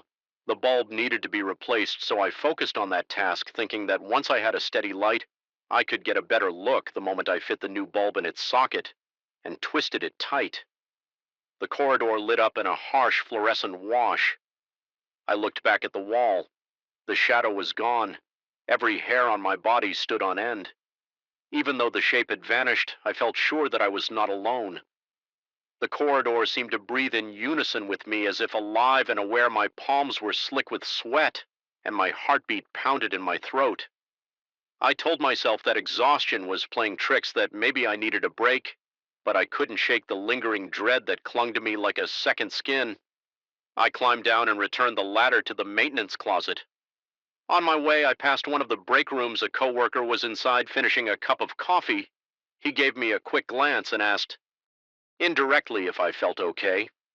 Noticing I looked pale, I nodded and mumbled something about a weird flickering light that had startled me. He shrugged sympathetically and mentioned that the old corridors could be creepy at night. He didn't seem alarmed, so I tried to calm myself, but the sensation of being watched refused to dissipate, determined to keep to my routine. I made my rounds through various production areas. Conveyor belts rattled, machines clanged, and the overhead lights buzzed like insects. I checked each station's gauges and noted the readings in my logbook. The mechanical den was almost comforting compared to the unnatural silence of that far corridor. Yet every so often I swore I saw something or someone just out of my peripheral vision. It was always a fleeting shadow slipping into a corner, a momentary flicker. Beyond a stack of crates, each time I whipped around, I found nothing but empty walkways. The paranoia built steadily. My breathing grew shallow. Whenever I entered a dimly lit area, my hands trembled and a slick sweat coated my back. The entire factory felt wrong, as if it were pulsing with a hidden heartbeat, synchronized to my own panic. Several times I stopped to listen, certain I would hear footsteps behind me every time I heard only the droning hum of distant machinery by 2 a.m. I'd circled back near that corridor. I felt compelled to check it again to prove to myself there was a perfectly logical explanation for the shadow. The new emergency light shone brightly over the spot, making the hallway almost too bright. In that single patch, everywhere else was cast in gloom. I stood there, eyes scanning the length of the wall, noticing the chipped bricks and rust-colored stains near the floor. An odd stench lingered like old metal and damp cloth. My stomach tightened as I stood in that spot. The emergency light flickered just once like a faint pulse, and in that fraction of a second I saw the shadow reappear. It wasn't on the wall this time. It seemed to be standing a few feet away. Not attached to any physical form, I could see it hovered there, a silhouette with indistinct edges darker than the surrounding gloom. I could swear it faced me, though it had no discernible features. A paralytic wave of fear rippled through me, and my muscles tensed so hard I almost couldn't move. My heart hammered in my chest, each beat louder than the one before. I felt my breath catch, and a cold sweat broke out on my forehead for a moment. I considered running, just sprinting away from that thing, but a strange fascination rooted me to the spot. I wanted to understand it, or at least confirm it was really there. My mind scrambled for logical explanations, maybe a trick of the lighting or a temporary burn-in on my retinas, but I kept seeing it unmoving yet undeniably present. The overhead lamp flickered once more, and in that brief strobe of darkness, the silhouette disappeared. I forced myself to move every step, a battle against the adrenaline coursing through my veins. My breath was coming in ragged gasps, lungs tight as if I'd run a marathon. My mouth felt dry and my tongue stuck to the roof in my mind. I replayed the image repeatedly, questioning what I had seen. Could it have been a person? If so, where did they go? If not, what was I dealing with? I drifted into a maintenance bay adjacent to the corridor, the walls. There were LED with tool racks and half-finished repairs. My plan was to check that everything was in order, hoping the familiarity of the tools would ground me. The overhead lamp gave off a faint hum, but I heard another sound beneath it, a rhythmic dripping as if someone was tapping a metal pipe. Somewhere above my fingers tingled with the urge to turn on every light in the room to banish the gloom that slithered in the corners. I started to feel a slight pressure in my head as though the air was thinning. My vision blurred for a moment and I shook my head to refocus. That's when I caught a glimpse of movement near the tool racks. A shape lingered behind a row of shelves, peering at me through the gaps. I couldn't see any eyes yet. The sense of being watched was overpowering. My throat constricted, and I felt like a cornered animal, every instinct screaming to flee. I backed away, my chest so tight I could hardly breathe. The shape glided out from behind the shelves, closer now, but still impossible to define. It was as if the air itself had darkened, forming a void that flexed and pulsed. My heart pounded so violently that I felt nauseated. I tried to speak, maybe to call out, but my voice wouldn't come. Silence pressed in my mind. I ordered my legs to move, and finally they obeyed. I stumbled back into the corridor, half running, half staggering. My footsteps echoed insanely, slapping the concrete floor with frenzied force. At every turn I sensed that presence behind me, as if it were following just outside my field of vision. My peripheral caught hints of a flicker or glimmer of darkness that vanished whenever I spun around. Eventually I reached the main production floor. The cacophony of the machines felt like a blessing, a wall of sound that drowned out my fear. For a moment workers were stationed at intervals, each busy with their tasks. They paid little attention to me as I approached, though. A few seemed concerned by my distraught expression. One of them asked indirectly if I needed to sit down. I nodded. Deciding it would be best to take a short break, I found a secluded corner behind stacked pallets, trying to steady my breathing. My clothes clung to my damp skin and my hands shook uncontrollably. The sense of something trailing me remained like a pair of eyes locked onto the back of my skull as the minutes ticked by. I tried to convince myself I was overreacting. Perhaps the flickering lights and labyrinth of corridors had turned my imagination against me still. Each time I closed my eyes, I saw that silhouette. My body wouldn't stop trembling. The hum of the factory became distant and hollow as if I were hearing it underwater. Finally, I decided I couldn't spend the rest of my shift cowering. I needed some form of closure, forcing my quivering legs to move. I headed back to that corridor one. Last time, determined to confront whatever was there, even if it was only in my mind. The drive for answers outmatched my fear. At least for that moment when I arrived, the corridor was eerily silent. The new emergency light shone, steady, revealing every grimy detail of the walls. The shadows stretched out long and thin, merging near the far end. My heart throbbed in my chest, but I forced myself to walk forward. Each step felt heavier than the last. About halfway down, I heard a faint whisper, soft as a breeze sliding through cracks. It was unintelligible, yet it raised the hair on the back of my neck. I stopped and scanned the hallway. Waiting, the light flickered, once briefly plunging the corridor into dimness. In that heartbeat of near dark, I saw the silhouette again, just inches from me this time, towering silent and impossibly black. A jolt of pure terror coursed through me. I stumbled back, nearly falling. My pulse raced out of control, pounding like thunder. A primal surge of fight or flight erupted inside me. Adrenaline demanded that I defend myself. But against what my mouth was dry, my hands tingled, and my breathing sounded ragged to my own ears. I steadied myself against the wall, and in the steady glow that followed, the shape was gone again. Only my own frantic breathing and the flickering light remained, though I saw nothing. The feeling of another presence was overwhelming. My instincts screamed that something was there just beyond my field of vision, waiting for my next move. I took a deep breath and willed myself to speak, though my voice came out in a raspy hiss. I demanded that if something was there, it show itself. The corridor remained silent except for a metallic dripping. In the distance, a wave of dread rolled through me as if the entire building was holding its breath. Waiting in the end, I realized I couldn't withstand that confrontation any longer. There was no question of courage. It was as if the air itself had become thick with foreboding. Pressing down on my chest, my mind, rational or not, believed this place harbored a presence I couldn't explain. I turned and walked away, forcing my trembling legs to carry me every few steps. I glanced over my shoulder, half expecting to see that figure behind me. All I saw was the bright glow of the emergency light steadily illuminating an empty corridor. I finished my shift feeling drained both physically and mentally. My supervisor asked indirectly about my condition. Concerned by my perspiration and shaking hands, I offered a vague explanation about a near accident with a piece of machinery, not daring to say anything that would make me sound unhinged. The truth was lodged somewhere in my own mind, and I wasn't even sure I believed it. Still, I knew in my gut that whatever I had seen was real, at least real enough to haunt me now.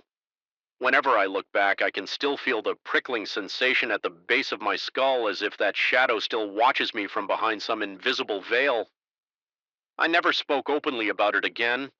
I continued my routine for the remainder of my time at the F factory, meticulously avoiding that corridor whenever possible. When avoidance wasn't an option, I moved through it as fast as I could, eyes forward, doing my best not to look at the walls. Yet even with my gaze locked ahead, I would still sense it there, a silent silhouette waiting in the periphery of my vision, challenging my sanity. It never attacked me, never touched me in any tangible way, but the quiet, oppressive aura it projected was enough to keep me on edge. Every moment I spent in that place, it became the ever-present menace. In my mind, a question that gwed at my sanity was, I truly seeing something supernatural, or had the long hours and the isolation chipped away at my perception of reality? To this day, I can't shake the feeling that it followed me. Sometimes I catch a shadow at the corner of my eye in my own home or on a dimly lit street, a fleeting shape, a flicker of movement, a sharp chill in the air when there should be none. Each time my heart constricts and my breath catches in my throat, I've convinced myself it's just a trick of the mind, a product of lingering trauma, but deep down part of me wonders if I've truly escaped. That lingering doubt is the real horror, It's the knowledge that fear doesn't need to manifest physically to be real. It can be enough for it to exist within you. Forever cold OED in your psyche, reminding you of that shadow in the corridor, static, silent, and all too aware. And if it truly was something beyond my understanding, maybe it still waits in that factory, hidden between the flickering lights and the humming machines, ready to appear when someone else feels just a little too isolated, a little too afraid, a little too alone in the night dire. But the night air felt unnaturally thick, as though the very atmosphere were conspiring to choke me with dread. Even the faint glow of the moon shining high above the preserved woodland near my condominium seemed pale and sickly, more a feeble lamp than any source of comfort.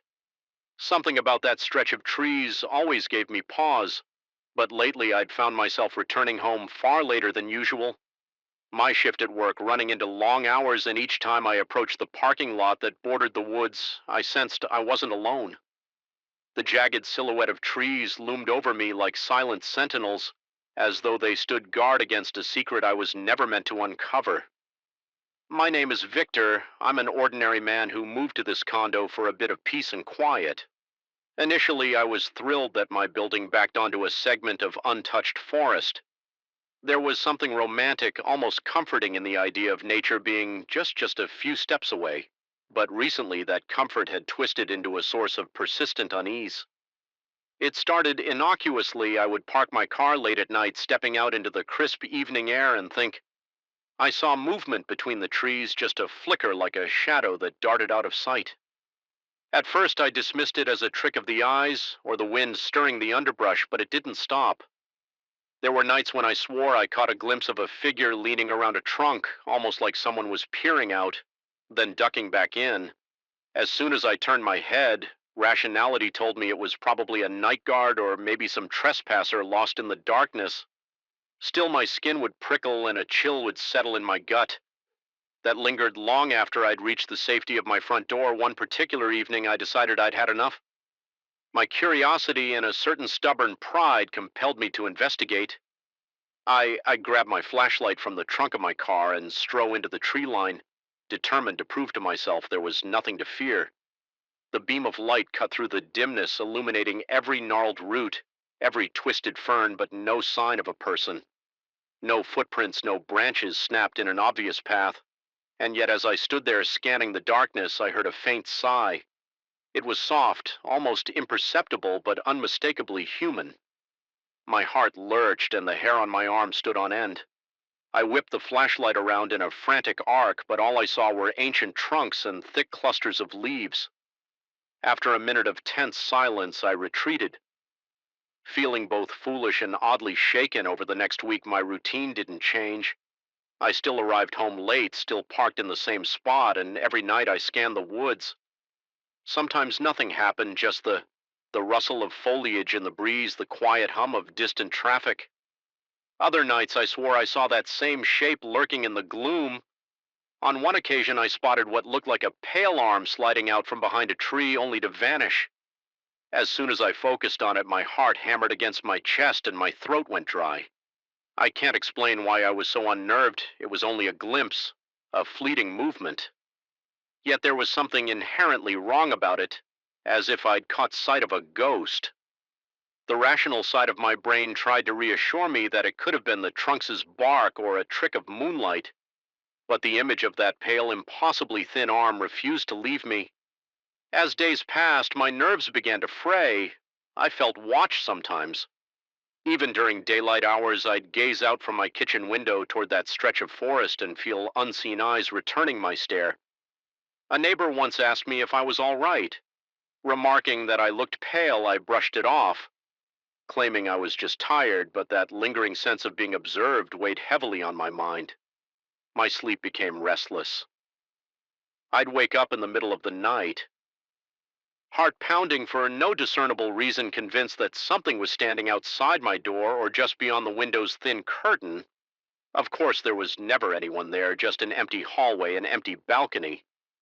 But in the distant backdrop of my thoughts, the forest lingered like a dark promise, reminding me of that faint sigh and the flash of a pale limb on a particularly cold night. I arrived home with a tension headache throbbing behind my temples. The condo parking lot was deserted as usual, and the lights overhead flickered in that sinister way fluorescent bulbs sometimes do. I recall stepping out of my car and immediately feeling a shift in the air as though everything had gone unnaturally still. Even the gentle hum of insects seemed to drop off into silence. I looked toward the woods, heart rate already climbing, and froze. A shape stood just beyond the first row of trees. It was tall, almost matching my own height, and it had the vaguest outline of a person. My chest constricted. I lifted my phone, trying to use its camera light to get a clearer view, but the light didn't reach far enough to reveal more than an indecipherable mass of darkness with my pulse hammering. I inched closer. I could hear my own breathing, ragged and shallow, echoing in my ears. Suddenly, a faint crunch of leaves came from that shape's direction as if it were shifting its weight or taking a step. Adrenaline surged through me and a wave of heat shot through my limbs. I wanted to call out to it. Part of me believed that if I confronted this presence, I could make sense of the fear, but my vocal cords felt paralyzed after a moment that felt interminable. The shape melted backward into the dark. No running, no snapping of branches, just an unnervingly silent retreat. When I reached the spot where it had been, I found nothing but a scattering of dead leaves and the strong scent of damp earth. I swept my phone's light around, but there was only empty forest. That was when I noticed how intensely I was sweating.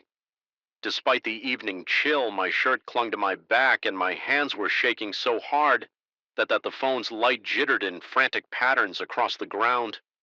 I forced myself to take a few deep breaths, though each inhale felt razor sharp in my lungs. I told myself I would go inside, lock the door, and forget the whole thing. But as I turned to leave, a low sigh, much closer than before, drifted through the silence. It was right behind me. I spun around, trembling, only to be met by darkness. Fear flooded my veins, and I ran to my unit without looking back. That night, I barely slept every time I closed my eyes. I was back in the forest, hearing that sigh. Picturing something lurking just out of sight the next day, I tried to confide in an acquaintance who lived a few doors down. He listened politely as I explained the strange sightings and the oppressive feeling that came from the woods. He suggested that maybe local wildlife was to blame. Animals can look humanoid at night if the light hits them in weird ways. Perhaps it was a deer or some lost pet. He tried to sound reassuring, but I noticed how he avoided making eye contact, as though my story unsettled him more than he cared to admit. After that conversation, I felt no better. If anything, my unease spiked. I doubted I was simply mistaking animals for a human shape. Every fiber of my being insisted this was something else. A few evenings later, I attempted a second inspection. This time, just before dusk, I reasoned that the fading daylight might offer enough visibility to dispel my fears. The forest looked less menacing with the sun's last rays filtering through the leaves. I ventured in roughly the same direction I'd gone that first time with my flashlight. The ground felt spongy beneath my sneakers, and the air was damp and cool. Tall shrubs and wide tree trunks obstructed my view, and as I navigated around them, a prickling sensation spread across my neck. It was that primal instinct again, telling me I was not alone. My chest tightened when I spotted a crude makeshift arrangement of branches leaning against a massive pine. They almost formed a shelter or a haphazard lean-to. I stepped closer, swallowing the lump in my throat. The interior of that arrangement smelled of rotting leaves and something else, a musty odor that made my stomach churn. I pushed aside a half-broken branch to look inside. There were old damp scraps of fabric on the ground and something that might have been a chipped Kamek mug. My pulse quickened. Someone had clearly spent time here, but who and why? Unease noted at me. The notion of some stranger living in the woods near my home or even just passing through was unpleasant, but not impossible. Yet something felt off about this shelter. The way the branches were arranged suggested a strange pattern, almost ritualistic, as though they'd been placed with intention rather than slapped together for a quick hideaway. The realization sent a bolt of fear through me. I backed away, nearly tripping over a rot in my haste. My breath came in sharp gasps and sweat. Bead on my forehead, I forced myself to return to my unit. My nerves were rattled, but I tried to reassure myself. Maybe it was an abandoned campsite or a local trying to observe wildlife incognito still. The sense of dread refused to let go that night. My paranoia was relentless. I felt as though I was on the edge of a precipice, my mind swirling with half-formed questions and half-remembered details. I started to second guess. Everything, had I really seen an arm? Or was it a trick of the light? Could the sigh have been the wind escaping through the dense branches? The more I tried to rationalize it, the more my thoughts circled back to that leaning arrangement of branches, and the pungent scent inside the forest seemed to pulse with a dark vitality. Even from within my condo, I couldn't shake the impression that someone was out there watching. A few days of uneasy calm followed, during which I tried to distract myself with work chores and streaming mindless television shows. But I was always keenly aware of the forest's presence, especially after dark. I found myself looking out my window more often, checking for movement among the trees. My heart would pound for no reason, my palms clammy as if I were perpetually braced for some awful revelation. Sleep grew increasingly elusive at times. I jolt awake convinced I heard leaves crunching. Just outside my window, my skin would go cold, a tingling wave passing from my scalp down to my heels.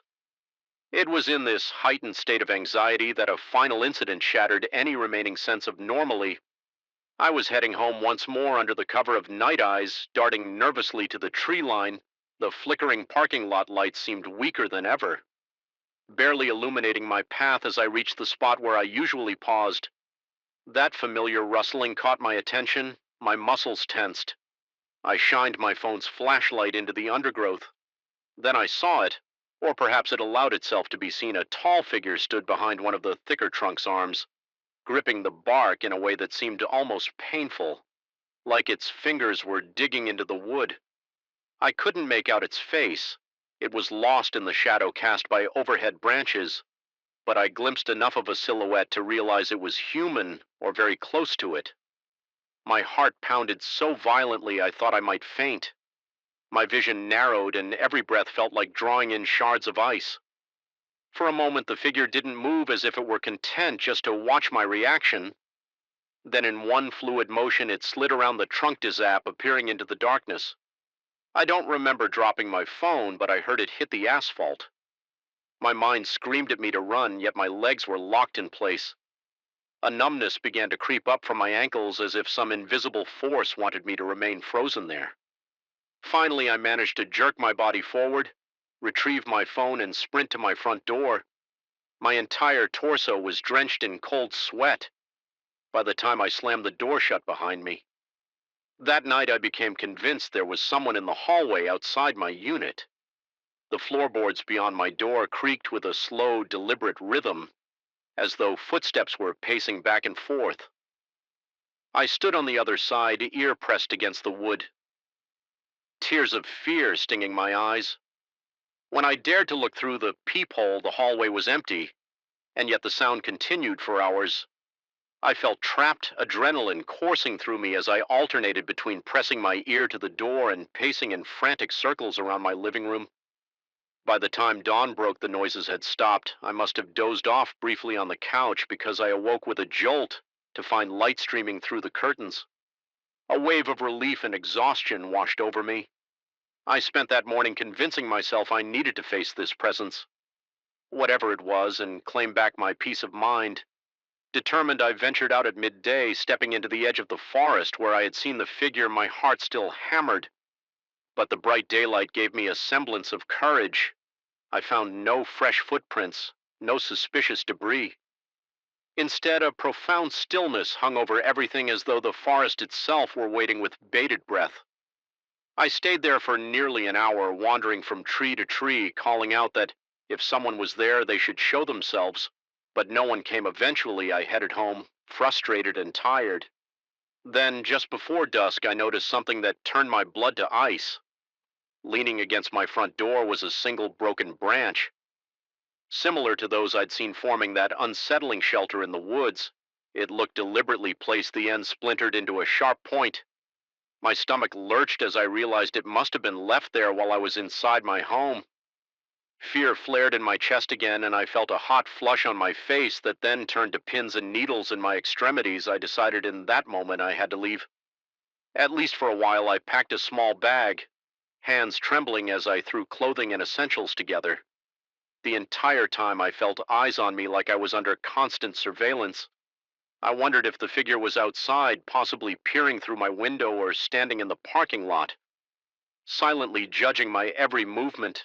My chest felt tight and my mouth was so dry it hurt to swallow. I finished packing in record time, heart thudding louder with each second as I opened the door to step out. I paused, half expecting to see that figure in the hallway, but it was empty. My footsteps echoed loudly as I hurried to the elevator. The ride down seemed interminable, each floor passing with agonizing slowness.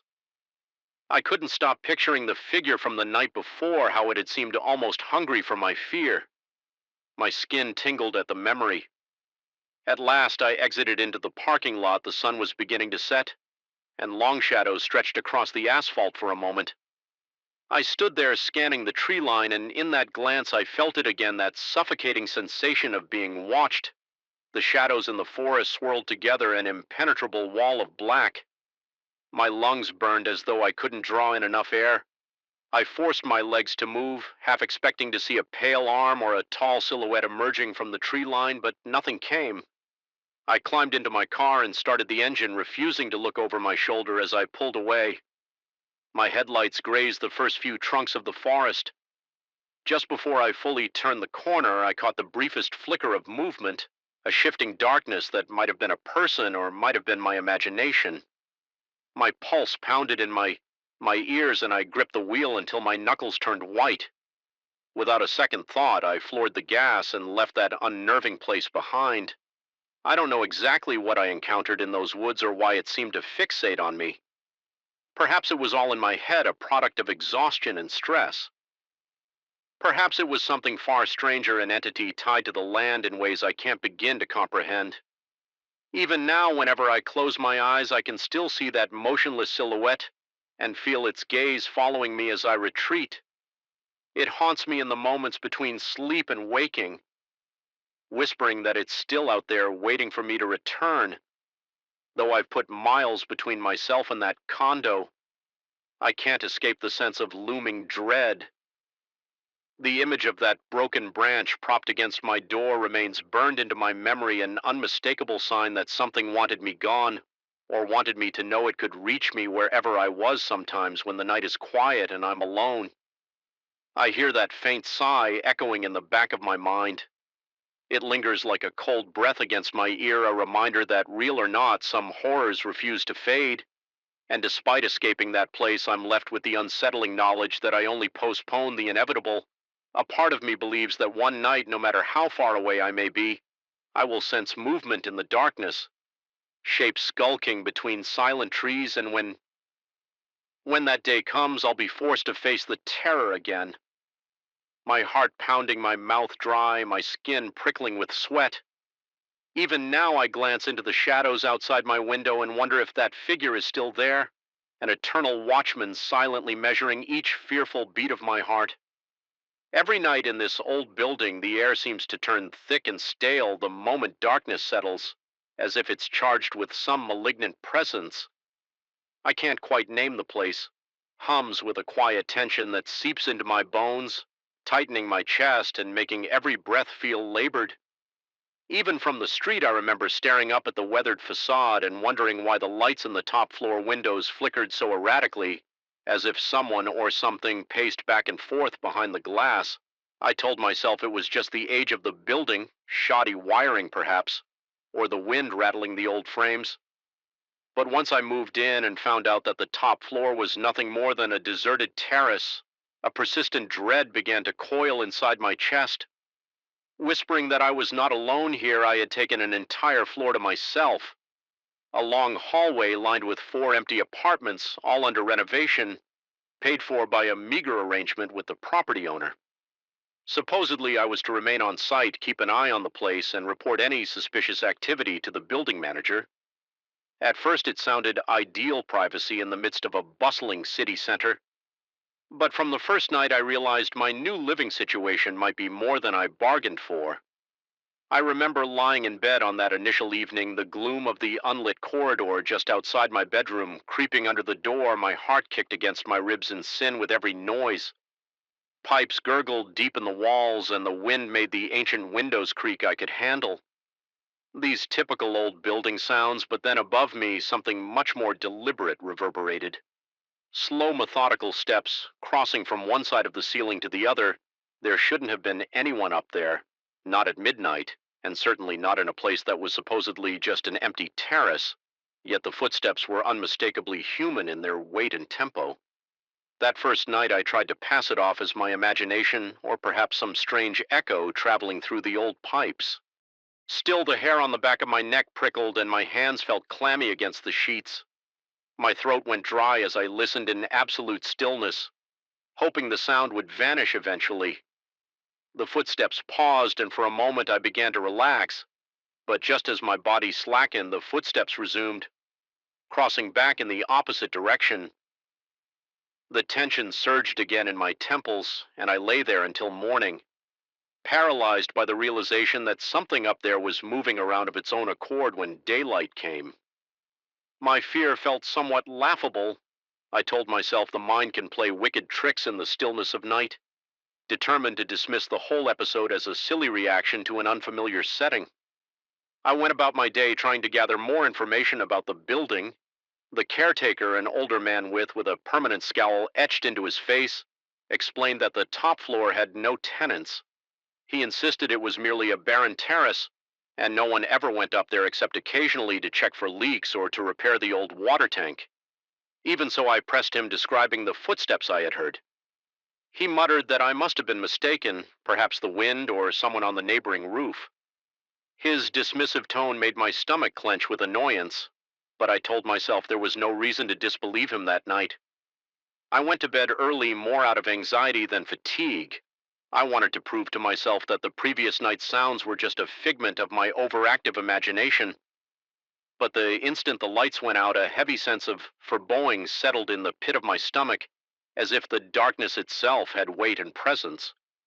My heart rate spiked the moment I heard the first faint thud from above again. I tried to rationalize it. Old beams, contracting metal supports shifting in. Then the soft thuds became distinctly human footsteps. They were slow yet purposeful, moving in a pattern that traced the length of my ceiling.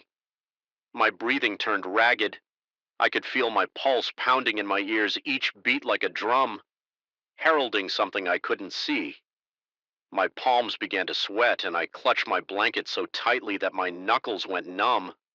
I was too frightened to move. If the footsteps were indeed from a person, that meant somebody had lied.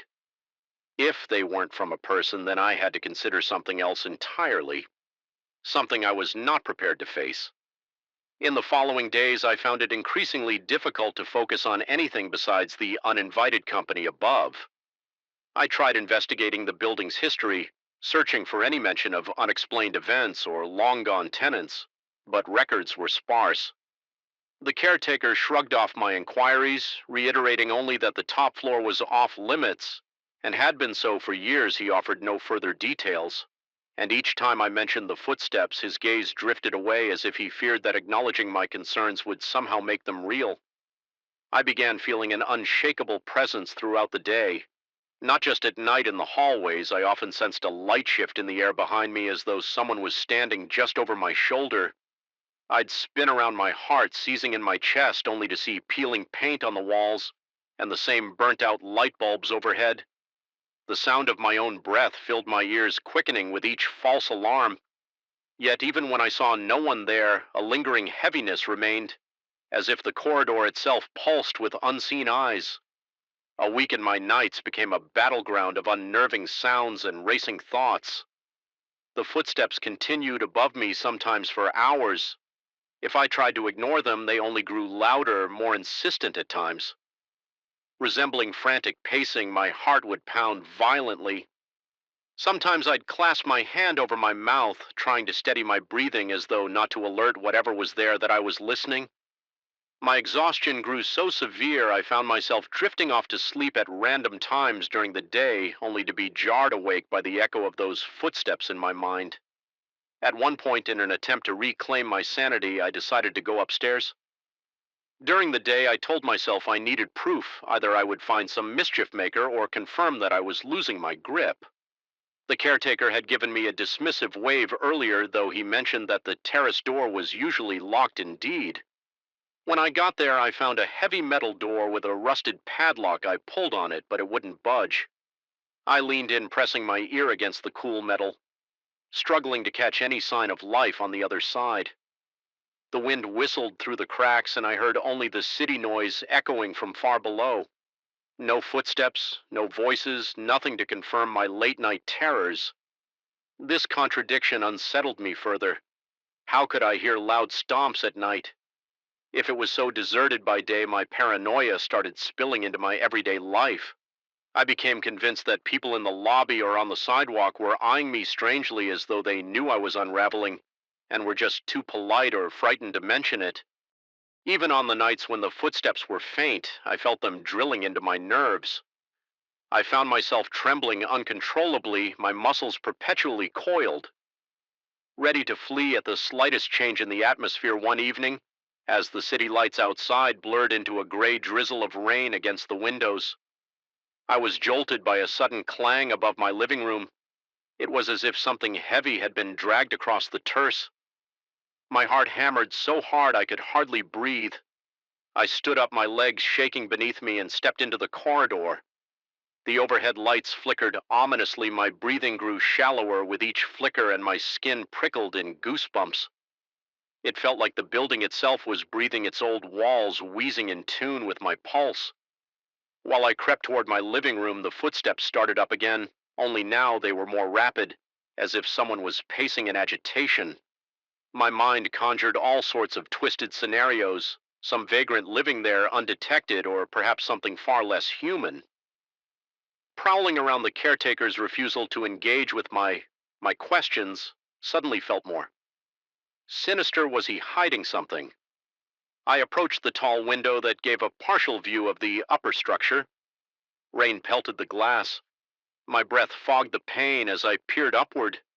The sky was a black sea, illuminated only by the occasional glow of city lights. Then, just at the edge of my vision, I thought I saw movement, a dark silhouette, crossing in front of a small maintenance light on the roof. My heartbeat thundered. I strained my eyes. My forehead pressed so firmly against the window that it felt cold and damp. But the silhouette didn't reappear. Maybe it had never been there at all. Those next hours were the worst. So far, the footsteps seemed to follow me every time I changed rooms. My bedroom felt claustrophobic, the stale air thick with dread. My chest tightened painfully, as if something was squeezing my lungs. I tried turning the lights on and off, but the overhead bulb flickered and died. Darkness engulfed my space. My mouth went dry and my fingers trembled so badly I almost dropped the flashlight.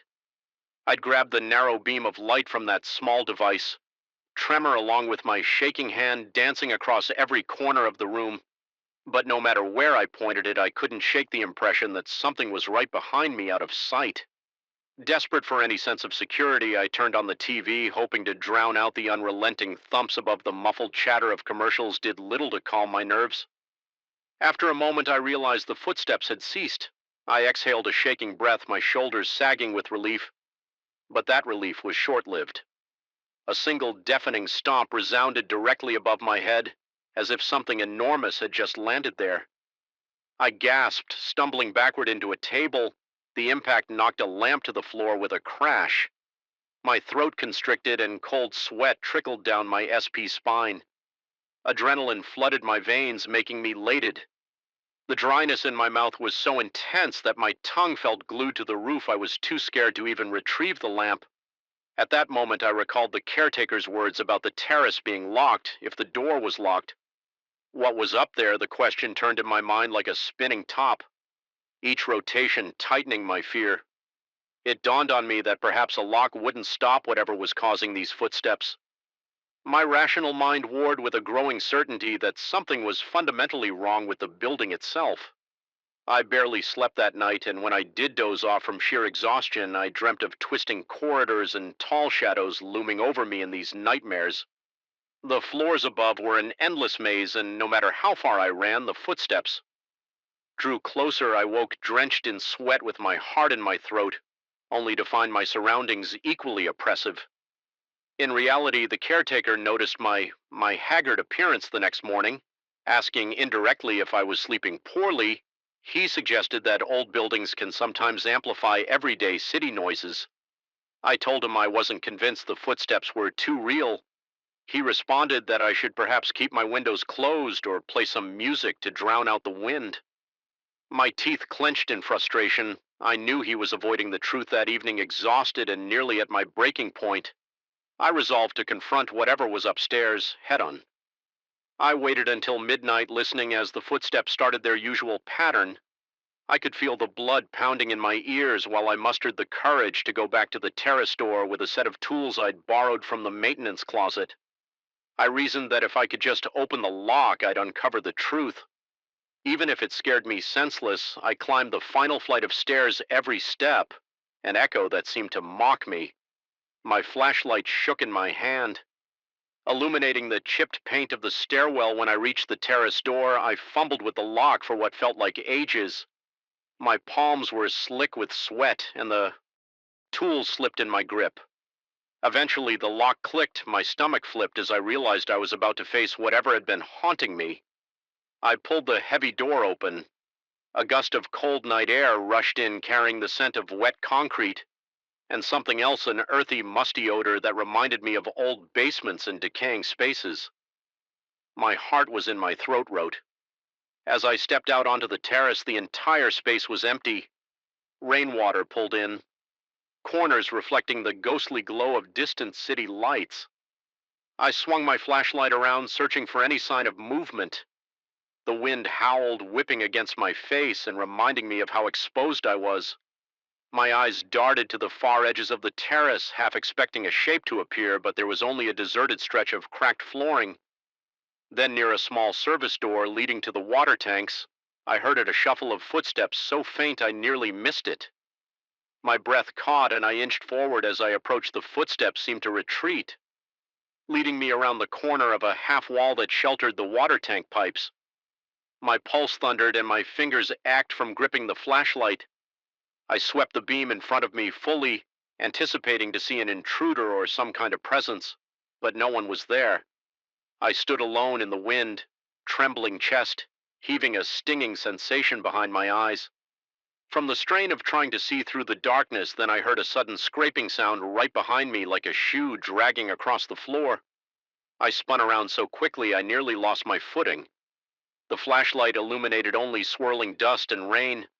There was nothing, no figure, no sign of life, yet the air felt charged, crackling with a silent malevolence. My heart hammered so wildly that it hurt. I didn't know what else to do except flee. I turned and sprinted back to the door, each footstep echoing on the drenched concrete. My lungs burned by the time I reached the stairwell, and I yanked the door shut behind me. Fumbling with the broken lock, I darted down the stairs, not caring about the noise. The building's corridors felt narrower than ever, walls closing in on me as I stumbled back into my apartment. In that moment, I realized with horrifying clarity that the footsteps might not belong to any living person at all. Something unseen roamed that empty terrace. Unbound by locked doors and rational explanations, I sank onto my couch, struggling to breathe. Every muscle in my body quivered. A part of me wanted to pack up my things and never look back.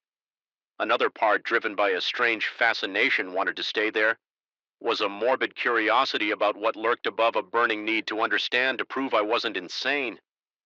When dawn broke, I made my decision. I could no longer keep watch in this place, especially if it meant slowly losing my mind before the sun was fully up. I began gathering my belongings. My heart still hammered in my chest, and my ears rang with phantom sounds of footsteps. But I was resolute. As I headed for the front door, a final tremor of dread coursed through me, as if the building itself disapproved of my departure. The corridor light flickered one last time, the shadows along the walls seeming to reach out and grip me. I walked past the caretaker's office, left the key, and explained in flat, emotionless tones that I couldn't stay there anymore. He didn't argue. His eyes held a hint of resigned understanding, as though he'd seen this happen before and simply accepted it. I felt an icy wave of discomfort, realizing my experience was likely not unique. Stepping outside the early morning light felt harsh and unwelcoming, but at least it was real. My breath steadied as I put distance between myself and the old building, yet a part of my mind kept racing, replaying every sound, every shadow, every unexplainable moment. I couldn't shake the impression that the footsteps might follow me no matter where I went. Even now, I can't entirely convince myself that everything I heard was a product of creaking floorboards or my own anxiety. The unsettling truth is that I truly believe something walked above me on that deserted terrace. Whether it was a spirit, a phantom echo from some forgotten past, or a manifestation of my own unraveling psyche, I may never know. But the memory of those footsteps resonates inside me, a disquieting reminder that some places are saturated with energies beyond our comprehension. And though I escaped that building, I carry a lingering sense of being followed, and inkling that one day in some darkened hall or empty rooftop, I might once again hear those measured, deliberate steps coming for me. I felt it the moment I pushed open the library's heavy oak door, a subtle, oppressive weight in the air that clung to my skin like damp cobwebs. The fluorescent ceiling lights flickered with a weak, uneven hum, casting elongated shadows across rows of ancient shelves. Before I had even taken a step inside, something told me this place was different at night. It was more than just the stillness, it was the sense that each corridor held its breath, watchful and waiting. When I volunteered for the late shift at the Garrison Historical Library, I never expected to find myself questioning not just my nerves, but my very sanity. I remember signing up because I wanted experience in archival work. The library was known for its impressive collection of rare manuscripts, though only a handful of people ever seemed to come by to study them.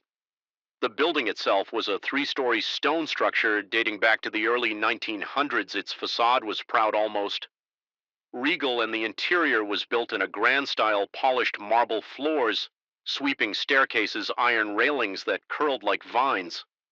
By day, it felt dignified and secure. By night, the same features took on a darker edge.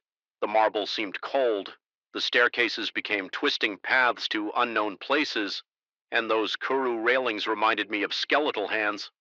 I usually worked on the first floor, helping to file new arrivals or reorganize the archives that students and researchers used. The first few weeks were calm. I often heard a fellow volunteer remark that the library was pleasantly quiet. After sundown, that it was the perfect environment for meticulous organization.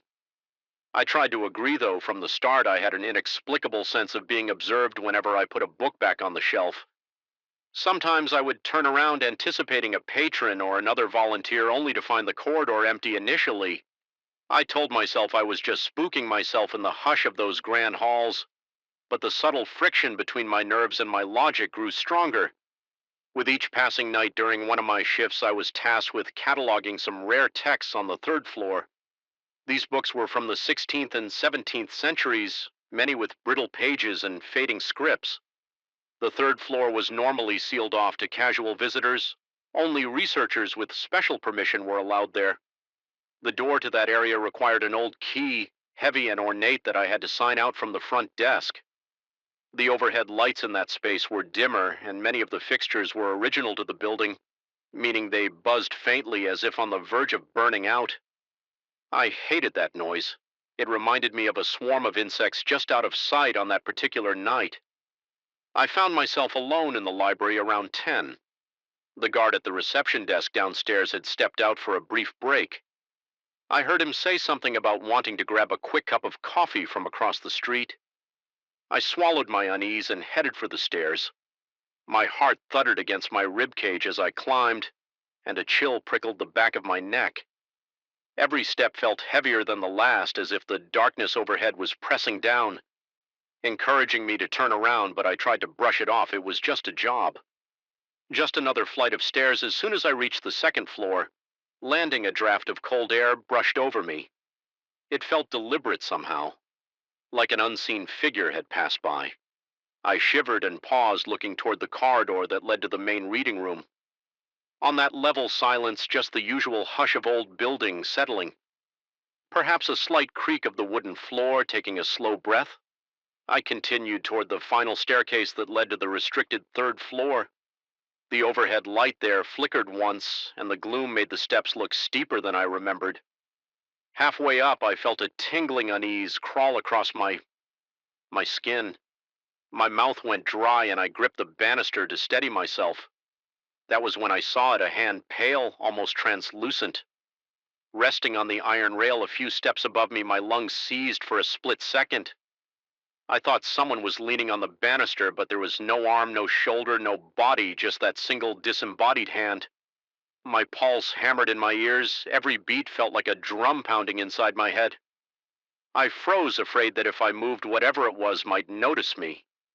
The hand was motionless, its fingers curled delicately around the iron, the skin. If that's what it truly was, had a faint bluish tint for what might have been. Mere seconds, but felt like an eternity. I stared in absolute horror. Then, as though sensing my gaze, the hand vanished. It didn't pull away or dissolve. It simply ceased to be there, as if it had never existed. I couldn't even manage a scream. My throat was tight, and it felt like I'd swallowed shards of ice, trembling. I stood there for a long while, unsure of whether to retreat back down the stairs or press on a voice in my head. Insisted that I must have hallucinated, that it was just a flicker of shadow in imagination, but the goosebumps on my arms, the sweat on my palms, and the dry highness in my mouth confirmed how real it had felt. I considered running downstairs to find the guard, but shame pricked at me. I was a grown man, not a frightened child. If I told him I'd seen a phantom hand on the banister, I might lose any credibility I had. Besides, part of me wondered if the stress and the eerie quiet had just played tricks on my mind in an effort to restore calm. I forced myself to focus on the steps each footfall measured until I reached the third floor door. My hand shook so badly it took me a few tries to fit the key into the lock. The reading room beyond was large, its high ceiling supported by thick wooden beams. Many of those beams were carved with ornate designs, so worn by time that they looked like faces melting into the wood. Rows of shelves ran the length of the room, containing countless volumes that smelled of old leather and dust. The overhead lighting was even weaker here, many bulbs either dim or burnt out. I noticed a distinct hush, an absence of sound that bordered on suffocating. My breathing sounded too loud, too ragged. I turned on a small desk lamp near the central table, determined to focus on my work. The library wanted me to update the records of a few manuscripts, verifying their condition and cross-checking references, but all I could think about was that hand. Every creak of the floorboards made my heart race anew. My back felt exposed, as though eyes were sliding over me from the dark corners. I started to notice odd details. A stack of books on the far shelf that appeared to have shifted positions since the last time I visited, the faint smell of mildew intensifying in a corner near an old tapestry, and a slight but constant rustling that I couldn't source. Whenever I stopped to listen carefully, the rustling fell silent, only to return in the periphery of my hearing. Moments later, at one point, I thought I saw a shape move in my peripheral vision. I looked up, searching the aisle between two tall shelves, but it was empty. My scalp prickled, and I felt a bead of cold sweat slide down my temple. Forcing a steady breath, I clung to the logical explanation that my mind was on edge and conjuring phantoms out of the gloom. After about an hour of this, my nerves were frayed. I packed up the manuscripts I had managed to catalog and locked them in a special cabinet. My plan was to hurry downstairs and maybe call it a night. That was when I heard a faint scraping sound near the far end of the room, something like nails being dragged across wood. My breathing quickened and my heart pounded so fiercely it almost hurt. I stepped toward the door, intending to leave, but an inexplicable force seemed to draw my attention against my better judgment. I found myself walking toward the origin of the sound. Each step felt like it vibrated in my bones. The desk lamp's light couldn't reach that far, so the corners were a murky darkness that seemed to shift with my movements. In that dimness, I caught a glimpse of something near the shelves, a figure too tall to be a person, its outline faint but unmistakable. It seemed elongated as though stretched the moment I registered its shape. It slipped out of sight behind a row of ancient folios. My breath came in ragged gasps, yet a compulsion to see it more clearly drove me forward. Every muscle in my body screamed to run, but curiosity, or perhaps some primal fear of the unknown, pushed me on, rounding the corner of the shelf. I pointed the narrow beam of my flashlight into the darkness. The light danced across old wooden boards, dust motes swirling in the air. Nothing was there. The scraping sound had stopped, replaced by my own thunderous pulse. For a while, I just stood there scanning every inch of the space. Eventually, I whispered a reassurance to myself that maybe it was just a draft. Then I heard a soft sigh. It wasn't mine. I spun around the flashlight beam, jerking wildly across the spines of books. The sigh came again like a gentle exhalation filled with regret. My nerves felt stretched to a breaking point. The flashlight flickered, and in that instant I sensed movement, like something brushing past me close enough to rustle the loose fabric of my sweater. I yelped, nearly dropping the flashlight, and the beam revealed a swirl of dust in the air, as though something had just disturbed it. I felt my insides turn to ice. Whatever was there, it moved with purpose. I backed away, my breath shallow and panicked. My ankles bumped against a chair, and I almost tripped. It was then that I decided I couldn't stay on that floor for another second. I sprinted for the door, my footsteps echoing across the silent reading room. As soon as I reached the staircase, my mind replayed the image of that pallet hand resting on the banister. I couldn't bear to let my fingers touch the same spot, so I pressed my back against the wall, my free hand guiding me unsteadily down the steps. My legs trembled so badly I feared I might tumble headlong when I reached the second floor. I paused, swallowing against the dryness in my throat. The corridor was dark, and the single overhead bulb flickered on and off for a moment. In the strobing light, I thought I saw a faint silhouette at the far end, but it disappeared when the bulb steadied. My heart refused to slow each breath. Felt insufficient, as though the air in the library no longer carried enough oxygen downstairs. The security guard had returned. I stood at the reception desk, sipping coffee through the haze of my terror. I heard him ask if I was feeling all right, though in my dad's state it sounded almost muffled. I barely managed to nod and muttered a weak explanation that I felt under the weather. I didn't mention the hand, the figure, or the scraping sounds. My mind spun with questions. Had I genuinely seen something supernatural, or had my imagination spiraled out of control in the oppressive silence of that old library, regardless of the truth I dreaded ever going back to the third floor alone? The next evening, I lingered on the first floor, claiming I needed to reorganize some reference materials.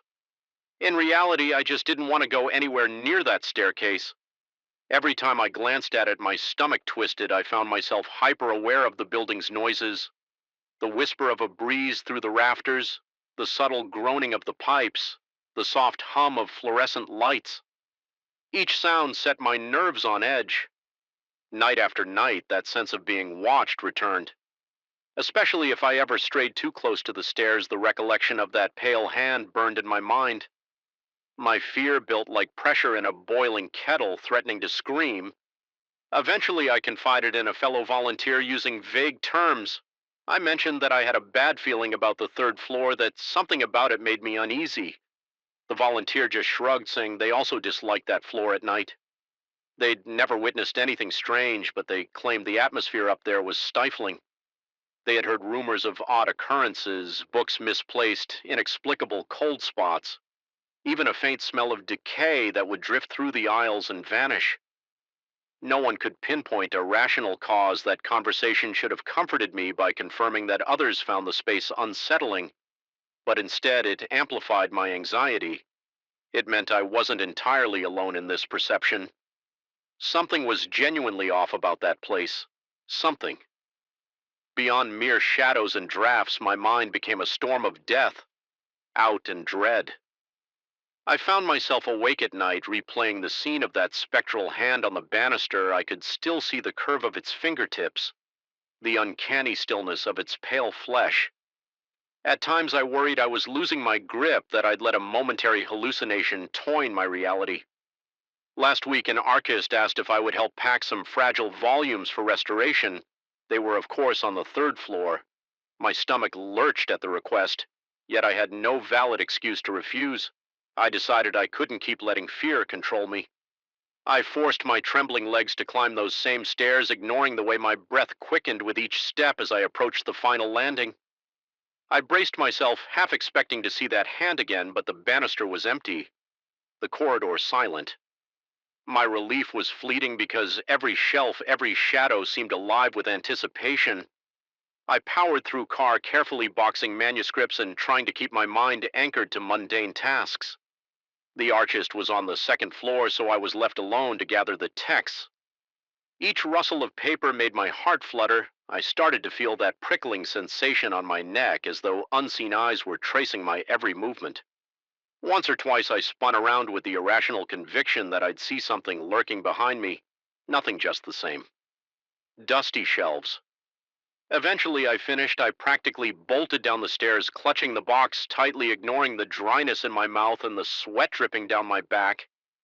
Even now I can't rationally explain what I experienced. Did I truly see an apparition, or did my mind construct a phantom from the uneasy quiet of a decrepit library wing? All I know is that some nights as I pack up and prepare to leave, my eyes drift to that curved staircase. The air around it seems colder, the shadows deeper, and sometimes out of the corner of my vision, I think I spot the faint outline of a hand resting languidly on the iron rail. Whenever that happens, I freeze. My heart thunders in my chest, and for a beat or two I can't breathe. Then, like a mirage, it disappears, but it always leaves me shaken. The library doesn't feel quite the same anymore. Its corridors bear an unspoken threat, an easy hush that saturates the air. I try to focus on the positives, the historical significance of the place, the invaluable texts I get to handle, but the memory of that pale hand is never far behind. It's become a silent warning, a reminder that some corners of the library harbor secrets best left undisturbed. I still volunteer there, though I avoid working the late shift as much as possible. When I do, I stay on the ground floor with the lights on, telling myself I'm just being efficient in truth. I'm afraid of what I might see or imagine if I wander upstairs alone sometimes. When the building is at its quietest, I catch an echo of that eerie scraping sound like distant nails on wood every time my pulse spikes, and I fight the urge to run outside into the safety of the streetlights. There's no grand resolution, no final confrontation that banished whatever presence resides on that third floor. I haven't found any rational explanation, no historical footnote that might clarify the nature of what haunts this place. Yet I've come to accept that some mysteries remain unsolved.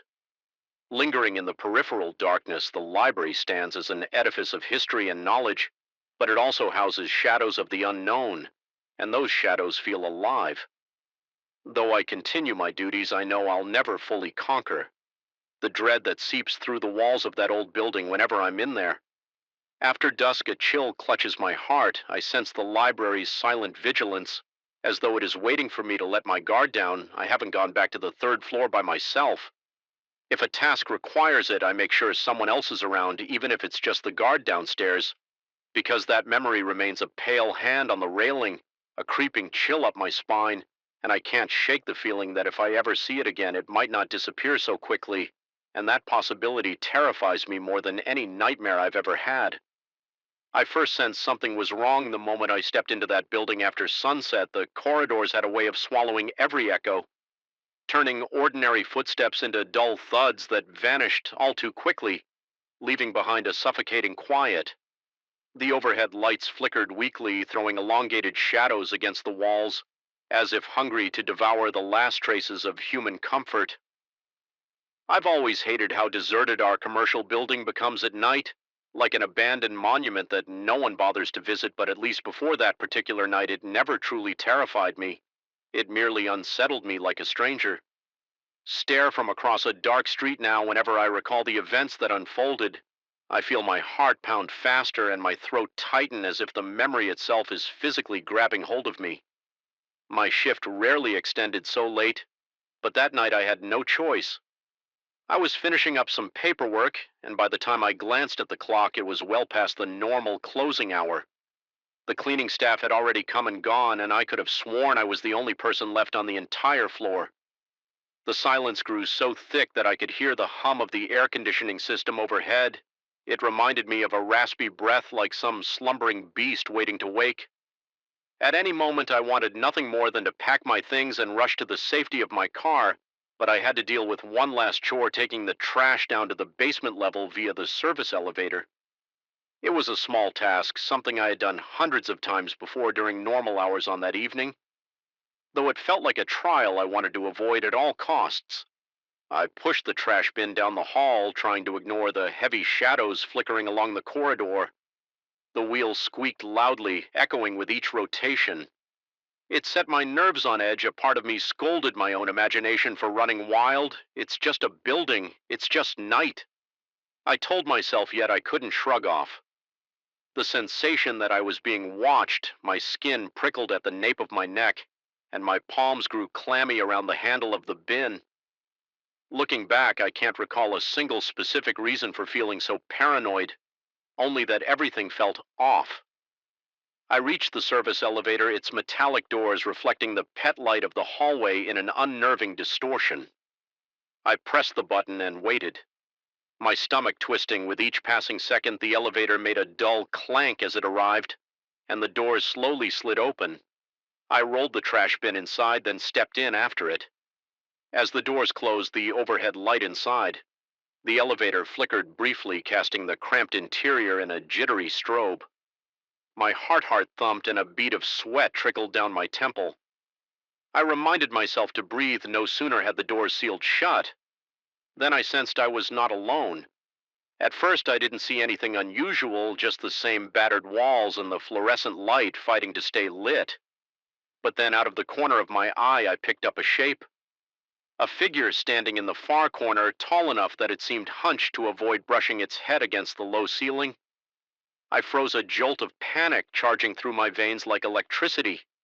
My breathing became shallow, and I felt the vibrations of my own racing heartbeat in my eardrums. The figure was not leaning forward nor moving, it just loomed in that corner. So silent, it barely seemed real. Part of me wanted to spin around and confront it, but fear rooted my feet to the floor.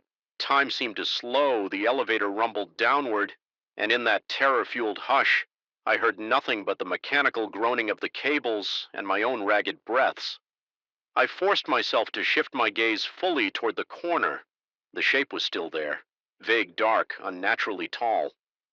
I couldn't make out facial features, only that silhouette.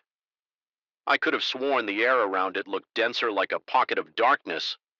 That had somehow gained its own volition. My throat was so dry it felt scratchy when I swallowed. My back was cold with sweat, and I prayed silently for the elevator to reach the basement. It felt like a lifetime. Before the doors finally creaked open, the trash bin rattled as the elevator halted. Light from the hallway spilled into the cramped interior, and I exhaled shakily, feeling the tension in my legs when I dared to look back at the corner to see if the figure was still there. It was gone just like that. I found myself staring at an empty space. The corner looked harmless, just scuffed metal walls and a dingy floor. My mind reeled for a moment. I wondered if exhaustion had gotten the best of me, but I was shaking so badly that I struggled to steady my hands on the trash bin. I rolled it out, then left it near the service area. I remember standing in that hallway, the flickering fluorescent lights above me, chest heaving in a dreadful sense that I just witnessed something that shouldn't exist. A thousand rational explanations sprinted through my thoughts. Shadows. Reflections, a hallucination caused by lack of sleep, yet none of them felt satisfactory. I rushed back upstairs using the main elevator. The contrast between the bright, relatively clean interior of the lobby-level elevator and the dingy service. One struck me. It felt like I traveled between two worlds. By the time I returned to my desk, my shirt was damp with perspiration, and I couldn't stop glancing over my shoulder, half expecting to see that towering silhouette lurking behind me. The rest of the building was still mocking me with its emptiness. When I reached my office, I saved my files, powered down my computer, and forced myself to leave. The drive home was a blur of taut nerves and second guesses. I played music at a low volume, anything to distract myself from the crawling sensation that someone was watching me through the rearview mirror. I barely slept that night, tossing and turning, convinced that every creak in my apartment was the echo of footsteps. The next morning, in the clear light of day, everything felt less nightmarish. I told myself that the incident had probably been a trick of the mind, maybe a reflection from a nearby reflective surface, or a leftover bag of cleaning supplies that my eyes had distorted into a silhouette still. The memory made my palms sweat. I went back to work, determined to find some rational explanation and put my imagination to rest. My first stop was the building security office. The guard on duty was reading a newspaper. I asked as neutrally as possible if I could look at footage from the previous night. He seemed confused, but pulled up the relevant recording we located the timestamp of. When I had stepped into the service elevator on the screen, I saw myself pulling the trash bin, looking uneasy, glancing back and forth, but there was no one standing beside me. No elongated figure, no shape at all. I felt a sickening twist in my gut as I watched the footage. I saw myself flinch as if I'd caught sight of something. Then I watched myself freeze, turning slightly toward the corner, yet on the screen. That space looked empty. I couldn't explain why, but watching that replay made my heart pound even harder than the moment I'd witnessed the figure. A cold pressure pressed against my chest, reminding me of how fragile my own sense of reality could be. The guard asked if I was okay, noticing that my face had grown pale, so I muttered that I was feeling a bit under the weather. He suggested I get some rest the entire time. I remained fixated on that tiny pixelated screen, trying to rationalize the difference between my recollection and the recorded reality. I felt my composure slipping over the next few days. I tried to bury myself in work to avoid thinking about the incident, but the building itself didn't let me forget yet. Every time the sun began to set and the corridors grew dark, that familiar tension seized me. I became hyper aware of every flicker of light, every flick of a shadow at the edge of my vision. My heart would race for no apparent reason, forcing me to stop and take deep, steady breaths. Once I swore I heard a low whisper while I passed the supply closet on the 12th floor, but when I pressed my ear to the door, there was only something silence. Another evening, I caught a brief reflection in a window, a tall shape gliding behind me. But when I spun around, the corridor was empty. My coworker in the cubicle next to mine noticed how jittery I was becoming. He asked if everything was all right with me, and if I needed any help. I told him somewhat truthfully that I'd been having trouble sleeping. He mentioned that maybe I was working too many late nights. I nodded, grateful that he didn't pry further, but inside I felt the dread growing. What if I really was losing my mind at night? My dreams became vivid, feverish nightmares. I would find myself trapped in that service elevator.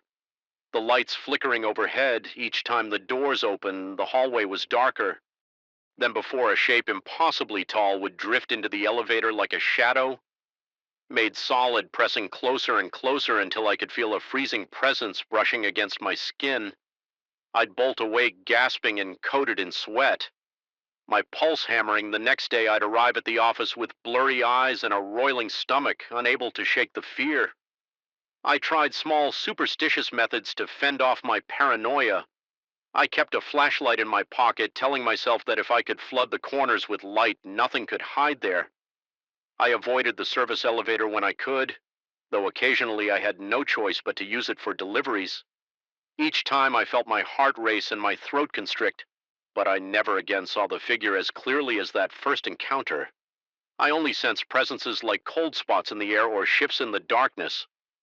One Thursday evening, I had to work late again. A coworker was waiting for a ride, so I felt marginally safer that I wasn't alone on the entire floor. Eventually, he left, and I was once more the last person in that hollow structure. Outside, the wind howled, rattling the windows. The building seemed to sigh in response, and the lights flickered intermittently. I tried to concentrate on the task at hand, some digital reports that needed to be finished by the next morning, but I couldn't stop myself from glancing toward the corridor. Every so often, I imagined I saw a shape gliding past my peripheral vision, not directly visible, but present enough to make my muscles clench. By the time I finished, it was nearly midnight. I realized I needed to drop off a small package at the mailroom. which unfortunately was accessible only via that same service elevator or an incredibly long walk down 2 flights of stairs and through a poorly lit corridor. Against my better judgment, I chose the elevator, hoping it would be quick and painless. When I reached the service elevator doors, I paused, noticing they were slightly ajar. A faint light glowed inside.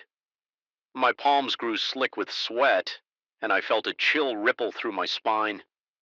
The elevator wasn't moving, but it looked as though someone had pressed the button recently. I stood there for a moment, swallowing against the dryness in my mouth, trying to gather my courage. Then I forced myself to step inside. The overhead light was dimmer than usual, casting thick shadows across the corners. My breath caught as the door slid shut. I pressed the button for the basement. The elevator jerked, descended a few floors, and then stopped with a groan. Between levels, by the sound of it, my chest tightened as the fluorescent bulb above flickered in and out. Leaving me in near darkness, I pressed the emergency button repeatedly, but nothing happened. A claustrophobic panic rose within me, and I felt my vision dimming at the edges. That was when I saw it again, that tall, looming figure in the corner, motionless but unmistakably present. My lungs burned as I forgot how to breathe properly. I wanted to shout, but my voice stuck in my throat. The flickering light revealed only the vaguest outline, a black column of shadow I could feel rather than see the intensity of whatever it was staring straight into me. My body started shaking uncontrollably, a cold sweat washing over me. The temperature felt as if it had dropped 10 degrees. In an instant, I pressed myself against the opposite corner, heart crashing against my rib cage. The elevator's mechanical hum had gone silent, leaving only the faint crackling of the faulty light fixture. My mind raced. Was this real? A hallucination? Was I losing my grip on reality all the while? I felt that presence looming, almost blending with the darkness, yet more tangible than my own reflection. I closed my eyes, counting my breaths, trying to conjure any explanation that might calm me, but the terror was too absolute. Seconds ticked by like hours, until with a sudden jolt, the elevator came back to life and resumed its descent. The figure didn't disappear. This time I could still sense it right there, as if waiting. Every nerve in my body screamed to flee, but there was no escape until the doors opened. At last they slid apart with a groan and weak light from the basement. Corridor illuminated the interior. I stumbled out, nearly falling to my knees when I found the courage to glance back. The shape was gone, trembling. I delivered the package to the mailroom. My mind felt fragmented, teetering between rationality and blind panic. I decided then and there that I couldn't keep this up. No job was worth losing my sanity over. I resolved to speak to management the next day, request a shift change, or possibly even quit if it came to that. But that night wasn't done with me yet. As I headed back toward the main lobby, I swore I heard footsteps echoing behind me, heavy, deliberate steps that matched my pace exactly. My heart hammered and the hair on my arm stood on end. I spun around, expecting to see someone or something towering over me, but the hallway was empty. My breath was ragged and I was bathed in cold sweat. The walls seemed to close in and the overhead lights flickered madly. I forced myself to keep walking each step, an exercise in sheer will. My mind was shouting at me to run when I finally burst out through the main doors onto the silent street. I let out a gasping sigh, my limbs trembling so badly I could hardly walk straight. The night air felt cold and surreal, but at least it was free from the oppressive aura inside the building. I got into my car with fumbling hands the entire drive home. I kept glancing in the rearview mirror, terrified that I might see that tall silhouette in the back seat. Fortunately, it never appeared. By the time I reached my apartment, I was drenched in sweat, and shaking my mind, replayed the elevator sequence over and over like a broken record. The following day, I spoke with management, explaining that I was experiencing severe anxiety and requesting a different schedule. They granted it, albeit with confusion, and I found myself working fewer hours after dark. Yet the knowledge that the building still existed, its darkened corridors and silent elevator shafts waiting for night to fall, weighed on me. Even in the daytime, I felt a prickling paranoia when I had to walk past the service elevator. Sometimes I swore I caught a glimpse of that corner looking darker than normal, like it was harboring something. I've come to realize that I may never truly know what I saw, whether it was a product of my own sleep-deprived mind or something that defies explanation. The experience remains etched into my memory with unnerving clarity. The silhouette's presence felt so real that I can still recall the static-like tension in the air whenever it appeared, whenever I find myself alone in a quiet hallway. Even outside of work, I have to steel my nerves against the creeping dread that I'm being observed by something just beyond the edge of vision. On my last day in that position, as I was clearing out my desk, I mustered the courage to take one final ride down the service elevator. I told myself I wanted closure. I pressed the call button and the doors slid open with their usual dull chime. I stepped inside, half expecting the light to flicker, half expecting that looming figure to greet me, but the elevator stayed well lit, humming softly, descending all the way to the lobby. Without incident, I couldn't decide if I was relieved or unnerved. A part of me almost felt that the presence was simply choosing not to show itself this time, leaving me to question whether the events really happened or if my psyche had conjured them under stress. I left the building feeling unsteady, a knot of tension lodged in my chest even now after moving on to a different job. The memory lingers, the nighttime hush of that building still haunts my thoughts. Sometimes I dream of it, an endless labyrinth of vacant floors and flickering lights with that towering shadow waiting for me in the corner of the elevator, watching quietly, refusing to let me forget. Even though I escaped it physically, the lingering doubt and fear have stayed with me. I suspect they always will. It's difficult to convey the power of an experience that defies reason. I've tried to tell myself that it was a waking nightmare, a trick of peripheral vision or an artifact of my exhausted brain. Yet there's a corner of my mind that insists what I saw was real, that no matter how many sunlit days pass, something in that building remains, something that emerges when the corridors fall silent and the clocks tick past midnight, something that doesn't register on security footage but stands just an inch away from your greatest dread, pulling the strings of your terror like a maestro of the unknown. I wish I could say it's all behind me, but the truth is that moment in the service elevator changed how I see deserted hallways, flickering lights, and yes, even my own reflection. I feel uneasy with the idea that we can't always trust the evidence of our eyes or the recording of a camera. Sometimes what we see and what we don't are two halves of a horrifying secret, and sometimes that secret is tall, silent, and waiting in the shadows for your moment of weakness. Even though no physical harm came to me, I can't help but feel that the scars left on my psyche might never fully heal. The building still stands and night still falls. And I know somewhere behind those vacant corridors and dark corners, the presence lingers unseen but never truly gone. I arrived at the family's rural property with a weariness that felt almost tangible. The long drive over winding roads had left my arms tense from gripping the steering wheel for hours, and I was in dire need of uninterrupted rest yet. From the moment I stepped onto the uneven wooden porch, something felt amiss. The wind was still the air, almost thick, and the sun, though bright, did not seem to warm my skin. I remember stepping into the house, dropping my bag by the door, and sensing a certain hollow.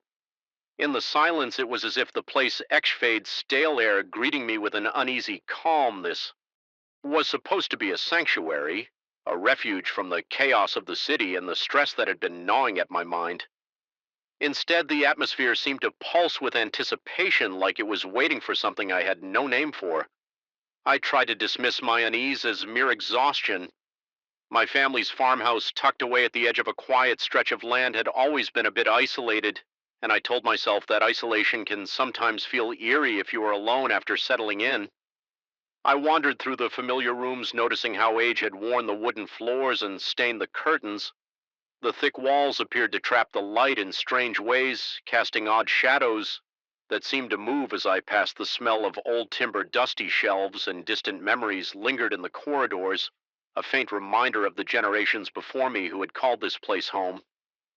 The bedroom assigned to me was small and sparsely furnished, just a narrow bed, an old chest of drawers, and a full-length mirror leaning in the corner. The mirror's wooden frame was intricately carved with swirling patterns. Probably hand-hung decades ago, it gave off a dark gloss as though it had been polished countless times, yet never lost its antique dullness. Something about that frame caught my attention immediately. Maybe it was the way the carving seemed to converge at the top, forming a vaguely unsettling shape like a face without features. I chalked it up to my overactive imagination. My muscles ached, and all I wanted was to lie down, close my eyes, and drift into oblivion. That first night passed quietly enough, though I woke once or twice, heart thumping. For reasons I couldn't pinpoint, I recall a momentary sense of vertigo when I glanced at the corner where the mirror stood. It reflected moonlight in a distorted silhouette so faint, I wasn't sure if it was actually there or just a trick of my exhausted mind. The room felt colder than it should, prompting me to pull the covers up to my chin and try to breathe calmly. Eventually, I slipped back into a restless sleep, telling myself I was simply on edge from the change in environment. The second day was meant to be a chance to relax, so I spent most of the morning walking around the property. The field seemed serene, dotted with small clusters of wildflowers and overgrown grass that swayed in a breeze I could barely feel. Every so often I would hear the distant crack of a branch or a faint rustle among the shrubs. Each time I glanced around, I saw nothing out of place, yet a prickle of anxiety lingered at the back of my neck as I made my way back to the house. The sky began to darken with thick clouds, and the air became strangely still again. That stillness weighed on me like a silent warning. After a simple dinner, I tried to keep my mind occupied by reading an old book I found on the shelf, but my attention kept drifting to the corridor beyond the living room. It was dimly lit by a single lamp, and the shadows seemed to stretch impossibly long, forming shapes that tugged at the corners of my vision. I thought I heard a soft shuffle of footsteps along the hallway, but reasoned it away. As the old house settling, I decided it was best to head to bed early, hoping a good night's sleep would banish the tension coiling in my chest. I slipped under the covers, letting the mattress creak beneath my weight. The rain started to fall gently at first, then intensified, tapping against the window in a steady rhythm. My eyelids grew heavy just as I began to drift off. A soft sound like a sigh reached my ears. I opened my eyes, my heart thawing in response. The sound was so faint I wondered if I had imagined it, but it left me alert. Every nerve on edge. I strained my hearing for a moment, but the only thing I registered was the persistent drumming of the rain. Slowly, I allowed myself to relax, sinking once more into that half-conscious state between waking and dreaming. Sometime in the dead of night, I came awake with a sudden gasp. My breathing was shallow, chest tight with unprovoked panic. It felt as if I had jolted out of a nightmare. Though I couldn't remember any details, my gaze darted around the dark room until it fell on the mirror in the corner. The surface seemed hazy, like it was covered in a thin film of breath. I found it odd because the house wasn't especially humid, and the temperature wasn't significantly cold or warm to cause condensation. My gut twisted. Something about that slight fogging made me feel as though someone else had been standing there exhaling onto the glass. I got up, my pulse hammering in my ears. Each step I took toward that mirror made the boards beneath my feet creak ominously. My throat went dry as I inched closer in the darkness. I could see my pale face reflected back at me. My eyes looked unnaturally wide, rimmed with shadows from poor sleep. Then, for the briefest flicker of an instant, I caught a glimpse of something else, another outline, a face hook hovering beside mine. My heart slammed in my chest, and I staggered back nearly, tripping over my own feet when I dared to look again. All I saw was my own terrified expression. The haze on the mirror was still there, but it offered no sign of that second face. I stood there trembling, adrenaline surging through my veins. My stomach turned and a cold sweat broke out on my forehead. Eventually, I forced myself to return to bed. Sleep was a lost cause, but I lay down out of sheer exhaustion, heart pounding and skin clammy. I must have drifted off sometime near dawn, because the next thing I recall is the faint light of morning seeping through the curtains at breakfast. I felt disoriented and on edge. My hands shook slightly as I poured coffee, and my appetite was non-existent.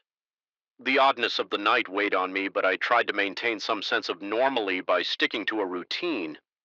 I cleared the table, walked outside to check the property line, and did my best to ignore the persistent feeling that I was being watched. In the periphery of my vision, I sometimes thought I saw a dark silhouette standing by the side of the house, but every time I turned my head, there was nothing, just an empty stretch of grass and a few leaning trees.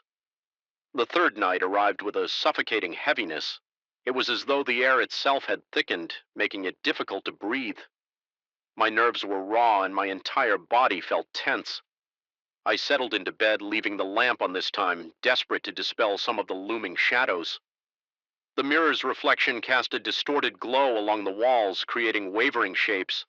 I tried to read for a bit, but every small noise, a creak of the floor, the rustle of the wind outside, made me jump. Eventually, I turned off the lamp, hoping darkness might bring relief. Sleep was elusive. My mind conjured images of that mirror, remembering how the glass had looked clouded the night before, and how just for an instant I thought I saw another face. A chill crawled up my spine as I imagined that unknown presence hovering just beyond my line of sight.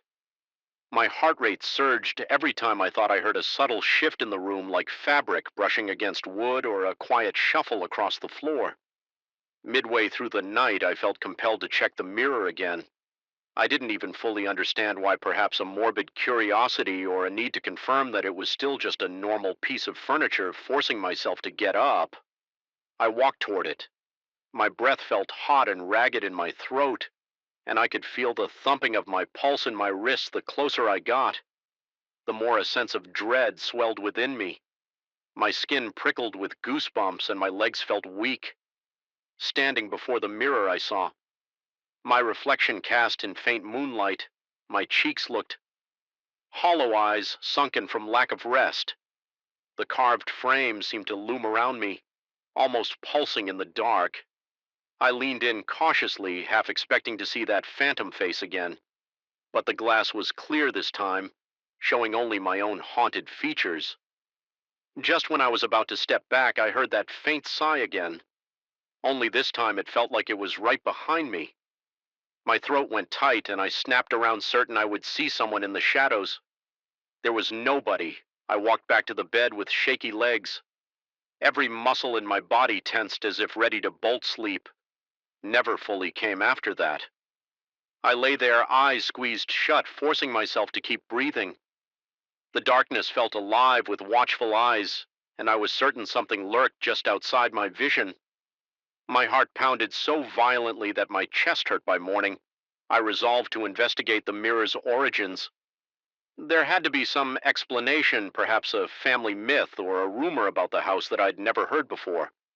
I looked through the dusty shelves, flipping through old notes and letters. It was mostly mundane records about harvests, livestock repairs, nothing that hinted at anything supernatural. Yet as I rummaged through the drawers, I found a small scrap of paper containing a brief mention of an unsettling presence in the upstairs mirror. The handwriting was old and faded, and it offered no details. I stared at the words, my heart lurching with recognition.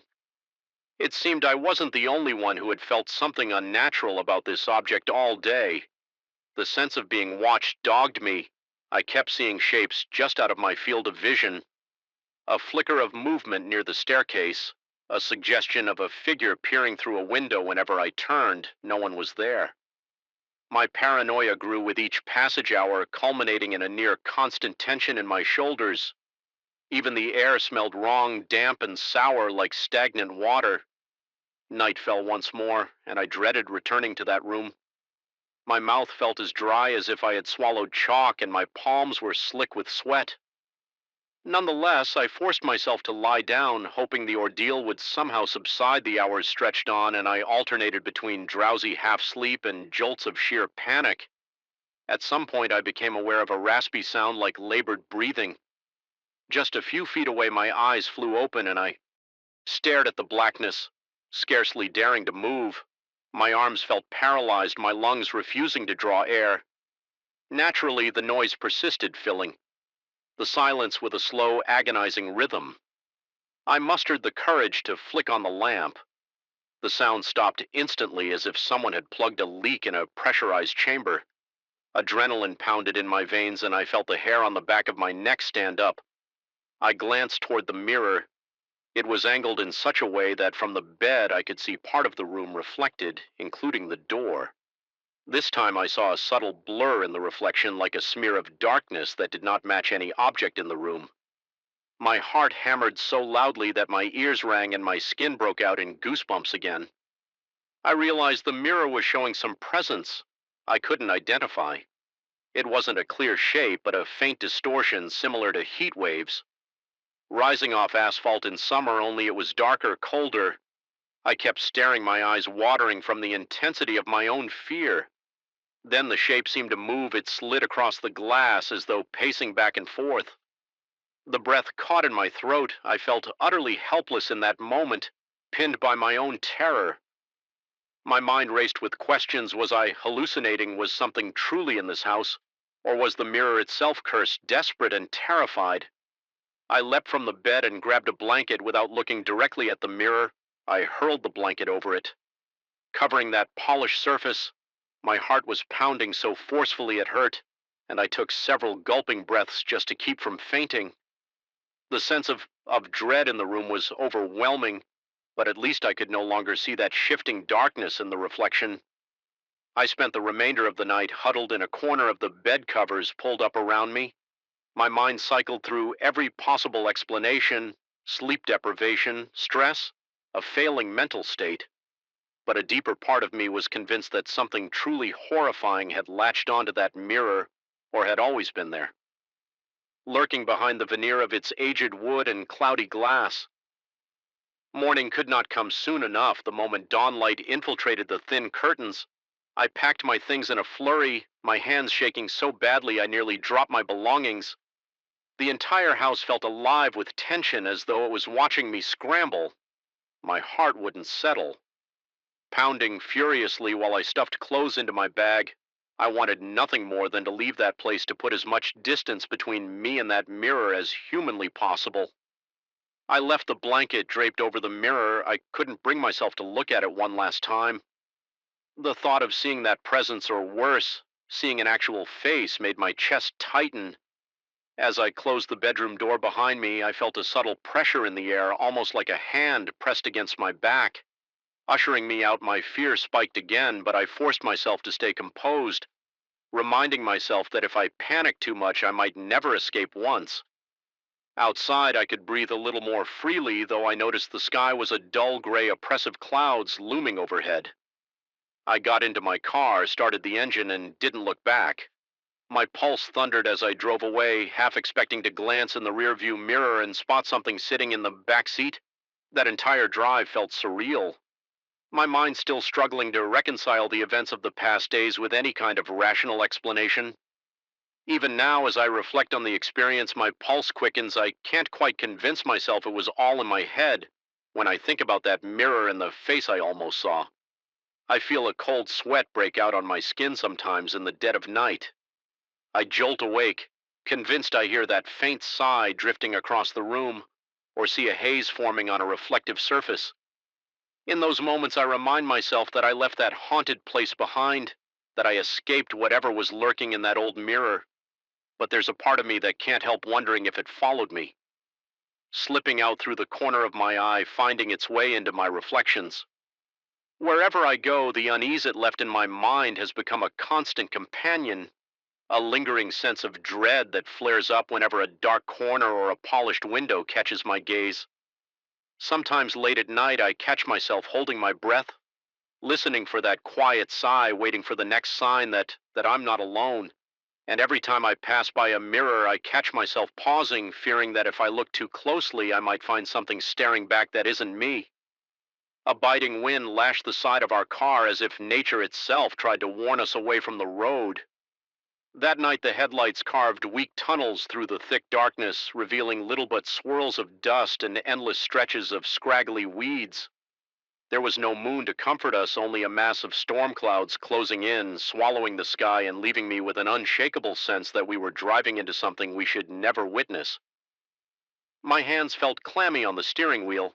My heart pounded so violently that each beat seemed to echo within the silent interior. Even my friend, who usually possessed an unflappable excitement for roadside adventures, had grown unusually quiet. It was the kind of night when the world seemed hollow, and yet everything was charged with the promise of menace. I recall that we had set out earlier that day with bright intentions. We wanted a collection of off the beaten path photographs, something to impress other enthusiasts who swore by tourist traps we'd planned meticulously, layering up memory cards and external batteries, convinced that our spontaneous route along old unmarked back roads would yield stunning shots of abandoned barns and rolling fields by the time the sun sank behind the hills, leaving the landscape dull gray. I already felt a sense of creeping unease. We were deep in the middle of nowhere with the next town pinned on a map that looked more theoretical than actual. My friend had said we'd find a small motel if we kept going north, so I reluctantly agreed to continue, but as we turned onto a pitted dirt road around 10 at night, a hollow feeling in the pit of my stomach told me we were making a mistake. The only light came from our high beams, feeble and flickering, illuminating twisted fences and occasional clumps of trees that leaned across the road like conspirators. The notion that we might see a house or another car seemed increasingly far-fetched. The place was eerily deserted. Then I saw him, a lone figure walking on the shoulder, no jacket, no visible bag arms hanging at his sides. At first, I nearly convinced myself I was hallucinating. No one would be out there in the freezing wind with darkness engulfing all directions. But there he was. I slowed down reflexively, uncertain if he needed help, and that was when he lifted one hand in a stiff motion, signaling for us to stop. His face, illuminated by our headlights, was painfully neutral. His eyes held no warmth or desperation, only a stillness that set my nerves ablaze. I could not explain why, but something in that gaze made me feel as if I were an intruder. My friend murmured that we should offer him a ride, but I found myself shaking my head. Every instinct told me to keep going. I gave the slightest nod of acknowledgement to the stranger, but pressed on the accelerator. I saw his expression remained unchanging through the side mirror, and the reflection of his eyes never wavered. Even as the car picked up speed, he stood there motionless. Staring after us for the next 30 minutes, the road seemed endless and suffocating. My friend asked repeatedly whether we had made the right choice, but I barely managed to answer. Instead, I felt my skin prickle with waves of cold sweat. The hair on the back of my neck stayed stiff, as if expecting an invisible hand to clamp down at any moment. When we finally reached a dimly lit gas station, relief washed over me in trembling currents. The sight of fluorescent lights, the distant hum of a soda machine, and the ordinary clutter of parked vehicles felt like a lifeline to sanity. I stepped out, legs shaky, noticing the battered sign listing outlandish gas prices. I filled the tank in silence in the background. My friend was telling me we should at least mention the man to the station attendant. I only nodded absent-mindedly, too unsettled to form coherent words. Inside, the station attendant seemed disinterested, responding with non-committal shrugs when my friend recounted that we'd seen a man on the roadside. He casually mentioned that drifters sometimes pass through, though not typically this late yet. There was something in the attendant's voice, an edge of forced calm that only magnified my apprehension. Perhaps he had encountered something similar before and was making every effort not to spook us further. When my friend asked if there was a more direct route ahead, the attendant simply suggested staying on the main gravel road for another hour. If we kept going, we would eventually reach our intended motel. My pulse throbbed in my ears as we stepped back outside, uncertain but unwilling to linger in a gas station that felt haunted by unspoken stories. We pulled out onto the road again, hoping that 30 more miles of driving would pass uneventfully. My eyes strained against the darkness. The tension in my chest was almost unbearable. I kept checking the rearview mirror, as if expecting to see that figure trailing behind us impossibly keeping pace. The wind picked up, rattling the car windows. I felt the wheel shudder under my hands, as if the entire world wanted to unhinge and plunge us into the depths of some nightmare. My friend remained quiet, occasionally pointing out a battered billboard or a turnoff sign, but neither of us truly believed we'd see anything normal again. Then around midnight, we reached the same stretch of road where we had first seen the man. My heart hammered so violently I could feel my pulse throbbing at my temples. Sure enough, there he stood this time in the middle of the lane directly in our path. I slammed my foot on the brake, the car fishtailing slightly on the gravel. The man's posture was rigid, hands by his sides, that same eerie stillness in his eyes. I became hyper aware of every tiny detail, my breath rattling in short bursts, sweat trickling down my back, the dryness coating my mouth. My friend whispered that we should roll down a window and ask him what he needed, but I refused, my voice trembling as I insisted we turn around. I made a sharp U-turn, tires kicking up a cloud of dust that spiraled around the man in the swirling haze. I thought I saw him smirk, though the taillights only highlighted his silhouette. Fear expanded in my chest, making it hard to breathe. I took an alternative route, longer, more potholes, less signage, anything to get away from that figure. A sense of panic pulsed through me with every mile I put between us and him. Still, I couldn't shake the feeling that he was following us not by normal means, but by something beyond my understanding. I felt eyes on me whenever we passed a grove of trees or a partially collapsed barn. Every shape along the roadside looked like a human outline, and every gust of wind sounded like a labored breath. My friend tried to calm me, pointing out that the man couldn't possibly move that fast.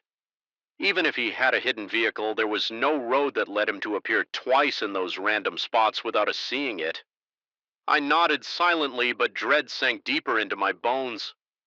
My hands were slick on the steering wheel and my arms ached from gripping it. Too tightly, the darkness seemed alive, pressing against the windows, and the interior of the car felt claustrophobic under the weight of the unknown. When we finally re-emerged onto a more open stretch of road, I risked a glance into the rearview mirror. The reflection revealed nothing but darkness, and yet I felt certain that if I stared long enough, I would see him there. Stepping out of the blackness, we drove for hours, never finding the motel we had been promised. Instead, we passed boarded-up houses with broken windows and sagging roofs, their decaying structures looming out of the darkness like silent sentinels. There were no lights in any windows, no signs of life, only the relentless hush of the wind. Every so often I swore I heard a low thud under the car, like a muffled footstep on the trunk, but each time I pulled over to check, there was nothing. The engine purred, the road stretched ahead, and the emptiness around us felt like it would swallow us at any moment. A creeping paranoia began to gnaw at my mind. I questioned whether I had really seen the man twice, or if the night was playing tricks on my exhausted senses. My friend tried to reassure me, suggesting that maybe we had simply passed two different hitchhikers who wore similarly dark clothes, but I knew it was the same man with the same blank expression and unnaturally intense stare. I couldn't articulate how I knew, but it seemed as though his image had branded itself onto my subconscious so that I would recognize him. No matter how quickly we drove by, each time I recalled his vacant face, my heart began pounding new, and a wave of goosebumps spread over my arms. We eventually decided to pull over at a clearing next to a small cluster of trees. Purely because my body trembled with exhaustion, sleep seemed impossible, but resting for a moment felt necessary. I turned off the engine, and the silence that fell was like a vacuum. I could hear my pulse in my ears and the faint sound of my friend's uneasy breathing. The night's cold wrapped around us like an unwelcome embrace. I shut my eyes for a moment, only to sense movement in the corner of my vision. I snapped them open, scanning the tree line. My breath caught in my throat when I noticed a faint shape between the trunks, tall and motionless. I couldn't make out a face, but I felt certain it was him watching. We quickly got back on the road, no longer interested in rest, and tried in vain to lose ourselves in the labyrinth of backcountry lanes. Soon the road's condition worsened, forcing me to drive slowly around massive potholes and jagged rocks. Each jolt of the car sent a fresh spike of adrenaline coursing through me. I imagined the man stepping onto the road around every bend or materializing in the back seat. When I glanced away, my friend stopped making conversation altogether, perhaps feeling my terror bleeding into his own psyche. The atmosphere grew stifling. Each passing hour felt more surreal, as if we had entered some half-forgotten realm where time and distance no longer followed any logical rules. The final straw came when my headlights illuminated a figure on the horizon standing perfectly still in the middle of the lane. Yet again, it was impossible, but I knew it was him. Before my mind could form the thought, my body reacted on pure instinct. I swerved violently, nearly driving into a ditch. My friend shouted something incomprehensible. I gritted my teeth, spun the wheel, and somehow regained control of the car. By the time we straightened out, the road ahead was empty. No sign of the man. My heart hammered as if trying to break out of my chest. A slick film of sweat covered my forehead, and my lungs ached with each panicked breath. I pressed the accelerator, ignoring the violent bumps as I sped away from that spot hours later, though it might have been mere minutes as my sense of time was utterly warped. We saw a timid glow in the distance. It turned out to be a pair of old floodlights, illuminating a rickety metal sign. It marked the edge of a small town we'd never heard of, but at that moment it felt like a divine beacon. We pulled into the single motel near the sign, and I practically stumbled out of the car, legs numb and heart still drumming. My friend muttered that he didn't care what the room looked like. We just needed a roof over our heads, a locked door, and a chance to breathe. The lobby was empty, with a note that said the key was under the mat. If we arrived late, we found it stumbled to a musty-smelling room and bolted the door behind us that night. I couldn't sleep. Every time my eyes drifted closed, I felt an invisible presence. Just beyond the window, my heart wouldn't slow its gallop. Each rustle of wind made me tense, half convinced the door handle was about to turn. At some point, I sank into a restless doze filled with swirling images of headlights, empty roads, and that piercing stare when morning finally arrived. The grim pale light gave me no comfort. I felt as though I had escaped a labyrinth of nightmares, but I could not shake the certainty that something had followed me out. We left that town as soon as we could, opting for a more populated route back to civilization. Yet even in daylight, every roadside figure triggered a jolt of panic, and my chest constricted until I was certain it wasn't him. I've replayed those events countless times since I've wondered whether I hallucinated the entire thing, or if we inadvertently crossed paths with something not entirely human. Sometimes in the dead of night, I recall the way his eyes looked under the headlights, cold, unblinking, as if dissecting my soul with a single glance. To this day, I still feel unsettled whenever I drive alone at night. The memory of that silent man at the edge of the road persists, a ghostly reminder of the boundaries we crossed in our quest for hidden places. I often ask myself what would have happened if I'd stopped the car or if I hadn't seen him in time. But perhaps the most terrifying question is how he managed to appear again and again, defying the logic of time and distance. I've tried to rationalize it, suggesting he might have had some vehicle stashed away or that he was simply a drifter with uncanny luck. Yet deep down, I sense an answer far more disturbing. Even now, I sometimes dream that I'm driving down a deserted road at midnight, the air thick with dread, the darkness absolute in the dream. I see the man again standing in the middle of the lane, impossibly close to my headlights as I press the brake pedal. He turns his head and stares straight into my eyes, wordlessly demanding something I cannot give. I always wake with a racing heart, drenched in sweat, uncertain whether I've just escaped a dream or momentarily glimpsed another reality, and I suspect that if I ever venture back to those forsaken roads, I might find him waiting. Eternal, silent, and inescapable, the thought still sends a cold shiver through my entire body, a reminder that not all roads lead to places we're meant to go. Sometimes the darkest paths are better left unexplored. From the moment I turned off the main highway onto that lonely dirt road, I sensed something was wrong. It was an oppressive kind of silence that seemed to settle around me as if the breeze and the birds conspired to hush themselves. In my presence, my headlights traced the contours of leaning trees, their branches reaching out like skeletal arms, urging me to turn back. But I was determined to find this hidden stretch of river that I had been told was perfect for fishing. Remote, calm, and rarely visited, I had planned this weekend to clear my head, to be far from the noise of the city. Yet I couldn't shake the feeling that I was trespassing somewhere I didn't quite belong. My gut told me that I was heading toward an experience I would rather not have. Even before I arrived at the campsite, by the time I finally parked, dusk was already thick around me.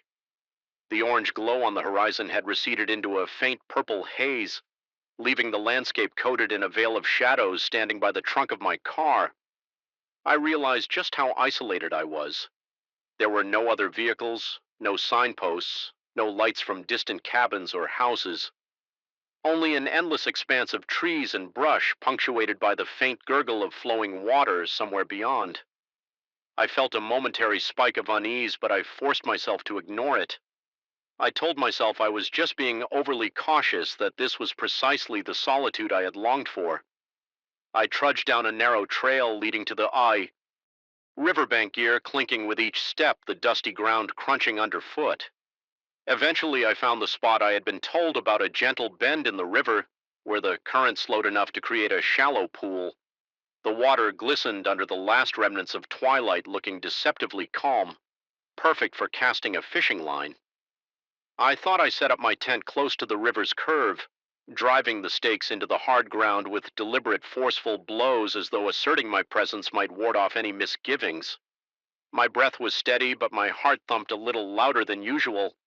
I tried to quell my own nerves by focusing on the mundane tasks of securing the tent, unrolling my sleeping bag, and prepping a small area for a campfire. When night finally fell, it descended completely. The moon was a thin crescent, giving me only the barest sliver of light. My fire struggled against the inky darkness, spitting and crackling, but never truly illuminating the full expanse around me. Every few minutes I would hear a rustling in the nearby brush or the plop of a fish somewhere downstream, and I'd feel the hairs on my neck bristle. I reminded myself that all forests come alive at night. Small animals, scurry insects, buzz branches sway. These were normal sounds, yet each subtle noise was enough to send a fresh jolt of adrenaline through my body.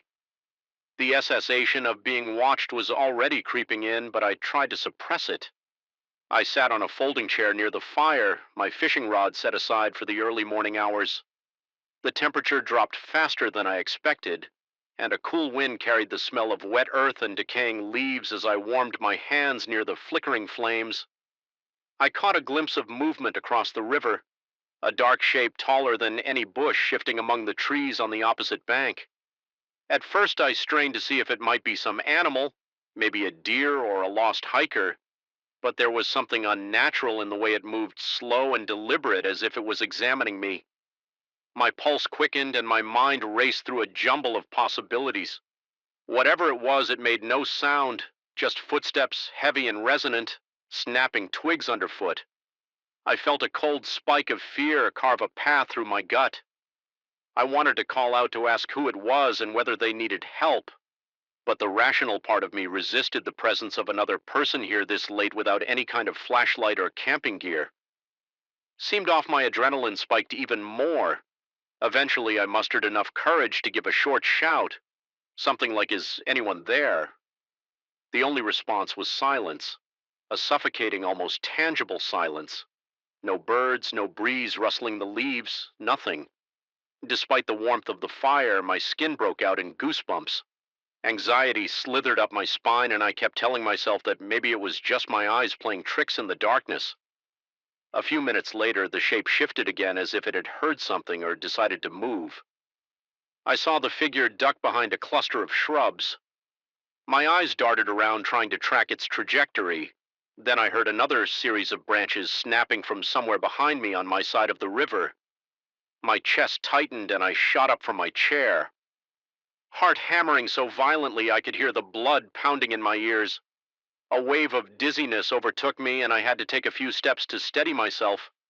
The idea that someone or something might be encircling me, approaching from the rear, felt deeply wrong. That primal instinctive alarm I had ignored earlier was now screaming at me to leave my mind churned with possibilities. Perhaps it was a trespasser, a stranger living off the grid, or an over-inquisitive hunter. But there was an odd stillness between each noise, as though the forest itself was complicit in hiding this unseen presence. Even my own breathing sounded too loud. Each exhalation trembled in my throat, and my hands felt clammy. My chest felt tight, and the nighttime chill seeped into my bones. No matter how close I stood to the fire, time stretched on and the footsteps eventually receded, but I could sense I was no longer alone. I was certain something was waiting just beyond the circle of light thrown by my campfire. My muscles tensed with every stray crack of a branch or shift in the undergrowth. At one point, I tried to focus on the small tasks again, rearranging some of my gear, sipping water from my canteen, checking the dryness of my spare clothes just to distract myself. Yet my ears never stopped straining for the slightest sign of movement, my skin prickling at the possibility of a hidden observer. When I finally retreated into my tent, I felt anything but safe. I zipped the entrance closed, but that flimsy barrier offered little solace. My flashlight flickered across the fabric walls, revealing ominous shapes formed by tree shadows each time the wind gusted. It produced a faint scraping along the tent, making me jolt. My heart rate refused to settle, and I lay there with my eyes wide open, ears attuned to every whisper of the night in the darkness. My imagination began to spiral, conjuring images of silent figures crouched just outside, waiting for me to drift off.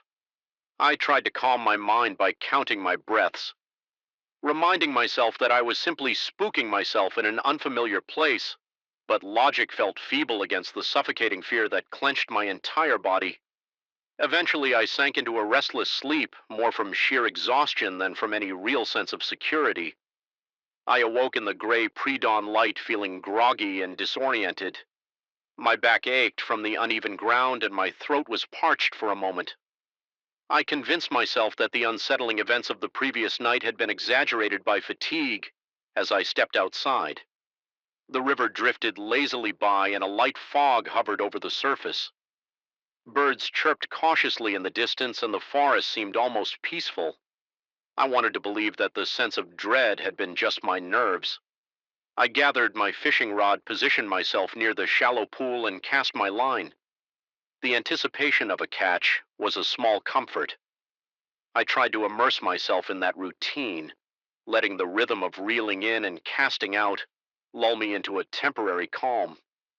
Yet every now and then, I'd notice something off: footprints in the damp soil oil along the bank that certainly weren't mine, or bent branches overhead that seemed too high for me to have caused. Every unexpected detail tugged at my renewed anxiety.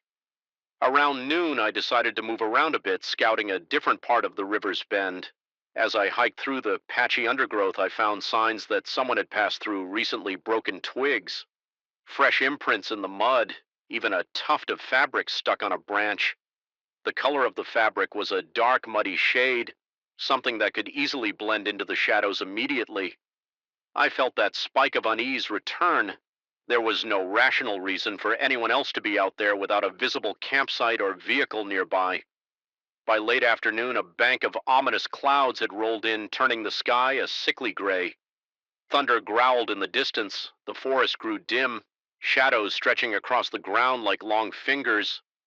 My plan was to stay another night and continue fishing the next morning. But that creeping sense of being stalked had grown too powerful to dismiss. My every instinct told me to leave before nightfall trapped me again. The problem was that curiosity and stubbornness fought to keep me from running off.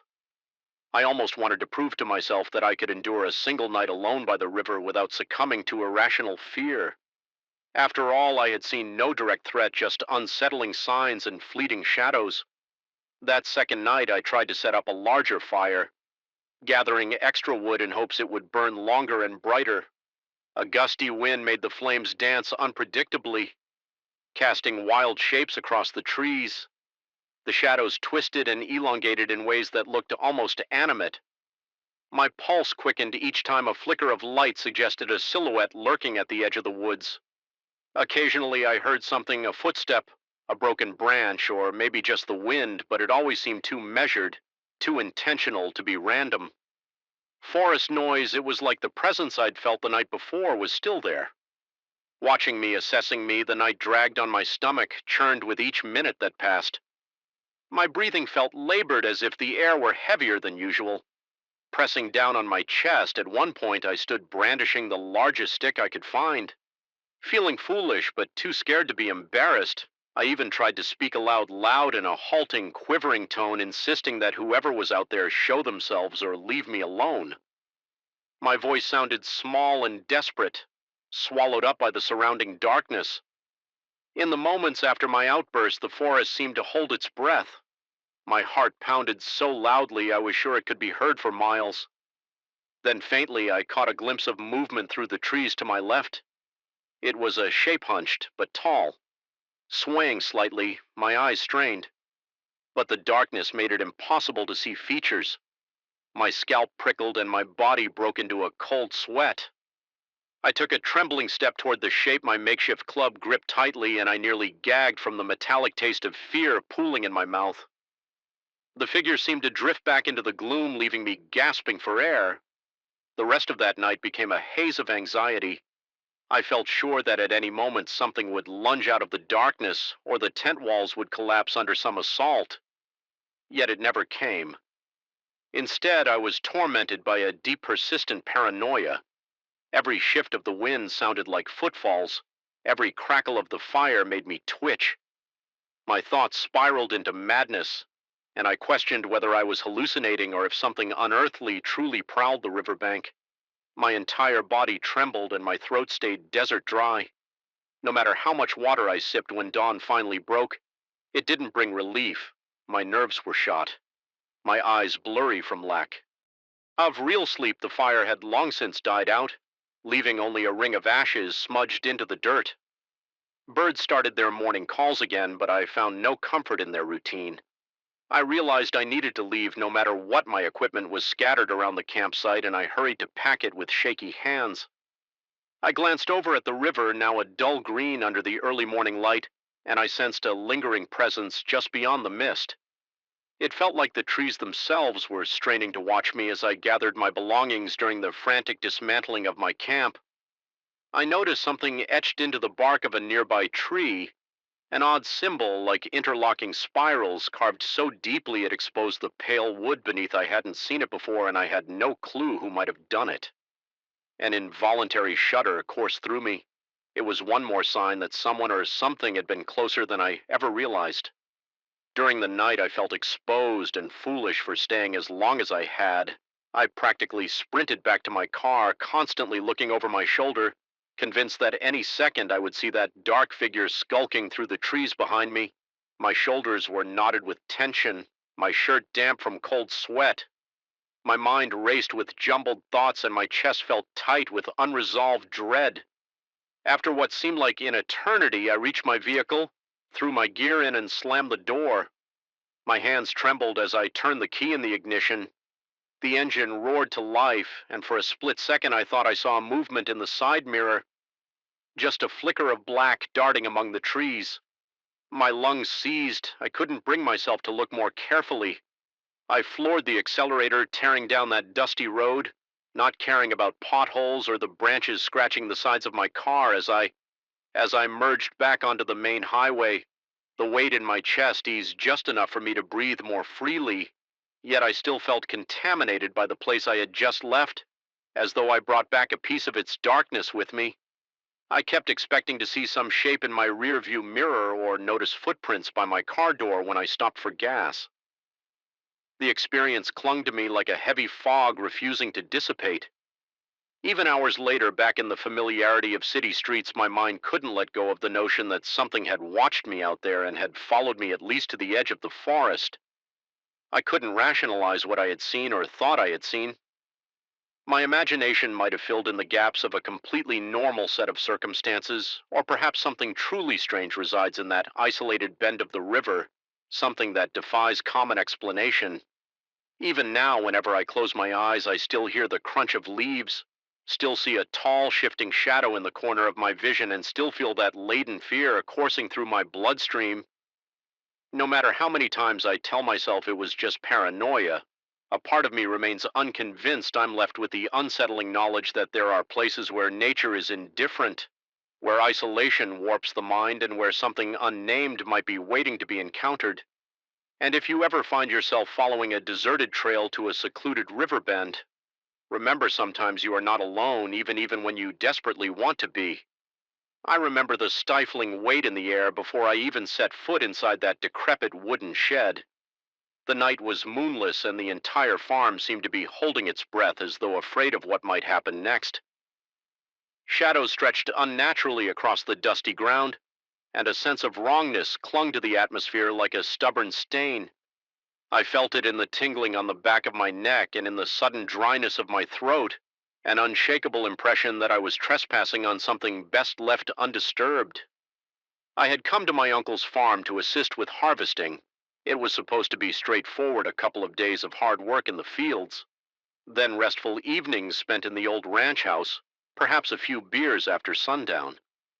I never imagined I'd be drawn to that condemned shed, the one my uncle always avoided, rarely spoke of after years of disuse. It stood at the edge of the property like a withered sentinel. The planks bowed and splintered from decades of neglect, and yet there was a peculiar magnetism about it. Perhaps it was the rotting timber or the stories the farmhands whispered whenever they passed by, or maybe it was just my own foolish curiosity. I couldn't stop replaying that first impression in my head, the door practically welded, shut by rust, the scent of moist earth lingering inside as though fresh soil had been scattered just hours before. Yet there was something else beneath the smell of dirt, a coppery undertone that tightened my stomach. Once the sun went down, I felt an undeniable urge to return. Maybe I needed to prove to myself that my imagination was acting up, or perhaps part of me was chasing the thrill of uncovering secrets, best left buried on. That first night I slipped away after dinner, ensuring nobody noticed my absence. My heart hammered in my chest before I even reached the shed's entrance. I could hear my own breathing, quick and shallow, as if my body was unconsciously bracing for confrontation. The door protested with a long, shrill screech.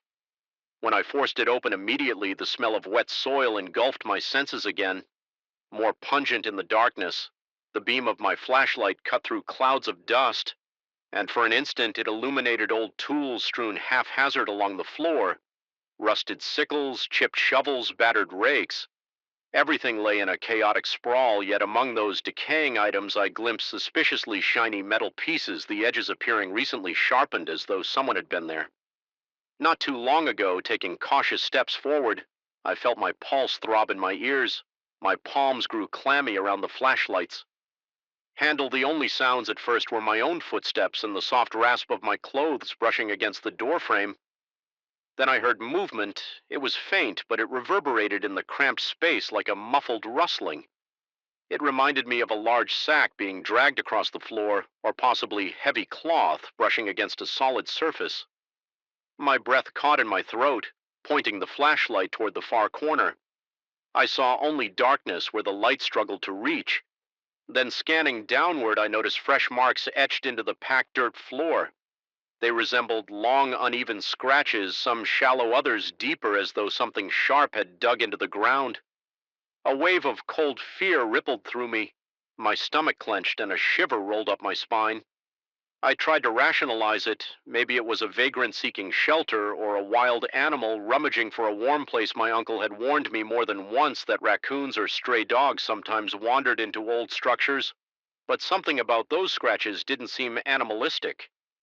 The spacing between them felt too deliberate, as if whatever made them had an almost human sense of intention. I didn't dare linger to find out. I retreated, careful not to make any sudden noise, each floorboard squeaking in disapproval beneath my boots. Just as I neared the door, I heard a loud thud on the external wall of the shed. The vibration traveled through the wood and into my bones. My heart jolted and a violent surge of adrenaline coursed through my veins. Convinced I wasn't alone, I hurried outside without looking back. Once I was out in the open, the night air seemed suffocating rather than refreshing. I stood there, paralyzed for a moment. I felt eyes on me, though from where I couldn't tell, the darkness surrounding the shed felt thicker, as if it were wrapping itself around my body. Then from inside, I heard it again, that same dull thud, sounding almost like an echo of my own heartbeat. It took all my willpower not to run screaming into the house. Instead, I forced myself to move, slowly, stepping away with as much composure as I could manage. Every step felt heavier than the last, my legs trembling from the residual burst of fear. The next morning, I recounted my experience to my uncle in hushed, nervous phrases. He stared at me skeptically, but agreed to come take a look when we went together. Though the daylight offered little comfort, the shed now looked pitifully dilapidated. The sun revealed the extent of the rot in its walls, the sagging roof, and the vines that had started to reclaim parts of the outer structure inside the tools that had appeared so menacing under my flashlight. Now seemed harmless, corroded relics of times gone. By the suspiciously sharp edges I had noticed the night before didn't appear nearly as threatening. Everything looked ordinary in the mundane glare of noon. We found only the faint outlines of footprints and irregular scuff marks, which my uncle concluded might be from raccoons or some other scavenger. He seemed to believe I was merely spooked by the shadows. Still, I could tell he wasn't entirely at ease. I observed how he avoided stepping into the far corner, his eyes flickering there once or twice with a trace of unease. He didn't find anything conclusive, so he simply shrugged and remarked that the place was best left locked throughout the day. I tried to shake off the dread that clung to me. Harvesting corn under the relentless sun should have worn me out enough to sleep dreamlessly, but by the time darkness descended again, my mind was riddled with possibilities. I kept replaying the strange noises, the fresh scratches, and that pungent odor in my head that night. I felt drawn back as though I were a moth circling a distant flame. Despite my own logical arguments, I found myself standing near the shed's entrance once more, flashlight in hand this time. I tried to be more methodical. I approached with caution, noticing how the wind seemed to die the moment I stepped into the shed's shadow. There was a stifling stillness around me. Even the crickets sounded muted, as though they recognized this boundary and dared not invade it. My heart pounded so forcefully that my chest felt tight. I flashed my light around the interior. The layout was exactly as I remembered, but something about the air felt even heavier. Tonight, the smell of damp earth was accompanied by an undertone that reminded me of decaying leaves or stagnant water, only sharper, almost metallic. I knelt beside one of the fresher-looking scratches on the floor and ran my fingers across the grooves. Small particles of soil clung to my skin, and the indentations felt too clean, too precise. Then a peculiar sensation overcame me, like static electricity prickling along my arms. My flashlight began to flicker, plunging the corners of the shed into an even deeper blackness. Whenever the beam wavered in those intermittent flashes of dark, it felt like the corners expanded, swallowing more space than the walls actually allowed, fighting the urge to panic. I wrapped the flashlight against my palm, praying it wouldn't give out entirely. For a few moments it stabilized, revealing something that turned my blood cold along the far beam. Faint scratch marks much higher off the ground ran parallel to those on the floor. These were vertical, as if something had stood on its hind legs or reached upward, clawing at the wood with intense desperation or fury. The realization that whatever made the floor scratches might also have made these marks, while upright, triggered a violent wave of nausea in me. Suddenly I felt profoundly vulnerable. My throat tightened and my breath grew ragged. Anxiously, I swung the flashlight around to check if I was alone. That corner where I'd heard movement the night before remained dark, the air there seeming thicker, more oppressive. Each breath I took felt shallower, my lungs constricting as though rejecting the heavy odor. The boards beneath my feet groaned with every shift of my weight, adding an eerie soundtrack to my growing dread. Compelled by an impulse I couldn't fully explain, I forced myself to inch closer to that malignant corner. With every step a subtle pressure formed at my temples, like the onset of a headache. My ears began to ring and my heartbeat thundered, echoing in that ringing until I couldn't distinguish external noise from the pounding in my skull. When I finally angled the flashlight to the darkest spot, my eyes struggled to focus. I saw sacks of something stacked behind an old wooden crate. At first I thought they were simply grain bags that had been left there ages ago. Then I noticed that at least one looked recently used. The burlap not nearly as torn or discolored as I would expect it was, as if someone had been rummaging through supplies in secret, but for what purpose I couldn't guess. Hovering there, gripping the flashlight so tightly my knuckles ached, I began to feel a presence close behind me. It was nothing I could see or hear, yet my instincts flared. The temperature felt as though it had plummeted by several degrees, and goosebumps erupted along my arms. The primal urge to turn around to confront whatever might be looming over me, wed with the paralyzing terror that insisted I keep my gaze forward. My muscles twitched with tension. Slowly I turned, shining the light in a wide arc across the shed. All I found was stillness. But the sensation of being watched did not subside. In that deafening silence, I became aware of an odd scraping noise. Noise, it was faint yet persistent, like claws or nails being dragged along the interior of the shed's outer walls. The direction seemed to change. First one side, then another. It circled me, raising every hair on my neck. My mouth went dry, my tongue turning thick and useless. A queasy feeling settled in the pit of my stomach. My rational mind insisted there had to be a logical explanation. Possibly rats or wind catching stray branches or an echo of the barn's old wooden frame. Contracting, but something about the pattern of those scratchy sounds was too purposeful, too relentless a memory of overhearing the farmhands suddenly flash through my mind. They had been talking about hearing inexplicable noises from the shed at night. Their hushed tones and fearful expressions came back to me. One of them mentioned that whenever he approached, everything went silent, as though the place itself was holding its breath. Another claimed to have caught sight of a silhouette moving behind the walls. But when he investigated, he discovered only cobwebs and dusty crates. I had dismissed it as gossip. Now I realized that something inhumanly aware might have taken residence. Within these walls, a wave of panic surged through me, and I knew I had to leave my chest constricted with each breath.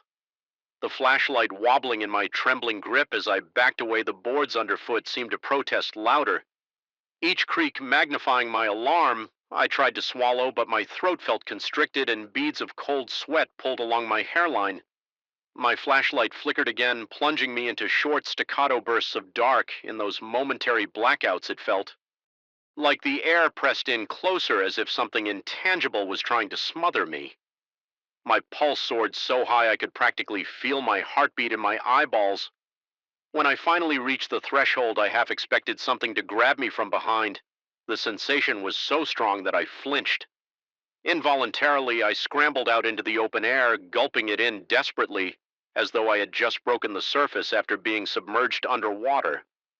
My lungs burned, and I stumbled a few paces away before turning to watch the shed from a safer distance. Under the moonlight, now peeking through a thin layer of cloud, the structure looked as if it were pulsating the rotten board, shifting in and out of shadow. Then, unmistakably, I heard another thud from within, resonating like a heartbeat inside the old timbers. It was almost a response to my escape, a reminder that it was still there. Aware I didn't sleep that night, my mind replayed every second of what I just experienced. Each time I closed my eyes, I saw the scratches, felt the suffocating cold at my back, heard the relentless scraping along the walls. It took all my willpower not to sprint to my uncle's room and wake him with my confessions instead. I lay in the darkness, heart hammering, staring at the ceiling until pale dawn light crept through the window. The following day, I gathered every ounce of courage and confided in my uncle, once more describing the new things I had seen. He looked at me intently, a grave expression, crossing his weathered features in a voice that remained calm yet carried a hint of concern. He suggested that I was pushing myself too hard and maybe seeing patterns and shadows still. I detected something unspoken behind his eyes, as if he knew the place carried secrets but preferred to keep them buried. He advised I stay away from the shed, promising to board it up properly. Soon I took his suggestion to heart. I spent the rest of my stay there, avoiding the shed's vicinity, focusing on the daylight tasks, collecting eggs, helping with the fields, organizing tools. TOS in the main barn, anything to keep my mind occupied, yet at night, I swore I could hear soft scraping drifting across the fields, faint and almost indistinguishable from the rustle of corn leaves. Sometimes I imagined a shape standing by the shed door, tall and contorted in the moonlight, but I never allowed myself to look too closely. Perhaps it was my imagination, or maybe it was real. Either way, I dreaded confirming it when the harvest ended and my time at the farm concluded. I packed my bags with trembling hands. My uncle was grateful for my help, but he couldn't hide the relief in his eyes. As I drove away, even now, whenever I think back on that shed, I recall the suffocating tension in the air, the metallic smell layered over damp earth, and the deep scratches that defied logical explanation. I still feel that spectral gaze following me, a lingering sense that something observed my every move I escaped without tangible injuries or final answers. But the farm no longer holds the peaceful memories it once did. Instead, it stands as a reminder of how fragile our understanding of reality can be, even in the daylight when all seems safe. There are places better left locked and forgotten, and at night those places breathe with an unseen presence as though they are waiting for the next curious soul to wander inside. I'll never set foot in that shed again. I tell myself that I should be thankful I left with my sanity intact, but I'm not entirely sure I did. Sometimes in the silence of my own home, I hear that faint scraping in the walls. My heartbeat spikes and my skin prickles with the same electric dread I felt that night. Then I remind myself that it's just the house settling or the pipes groaning, but each time deep down there's a small part of me that knows better. Some doors once opened are never truly CL closed.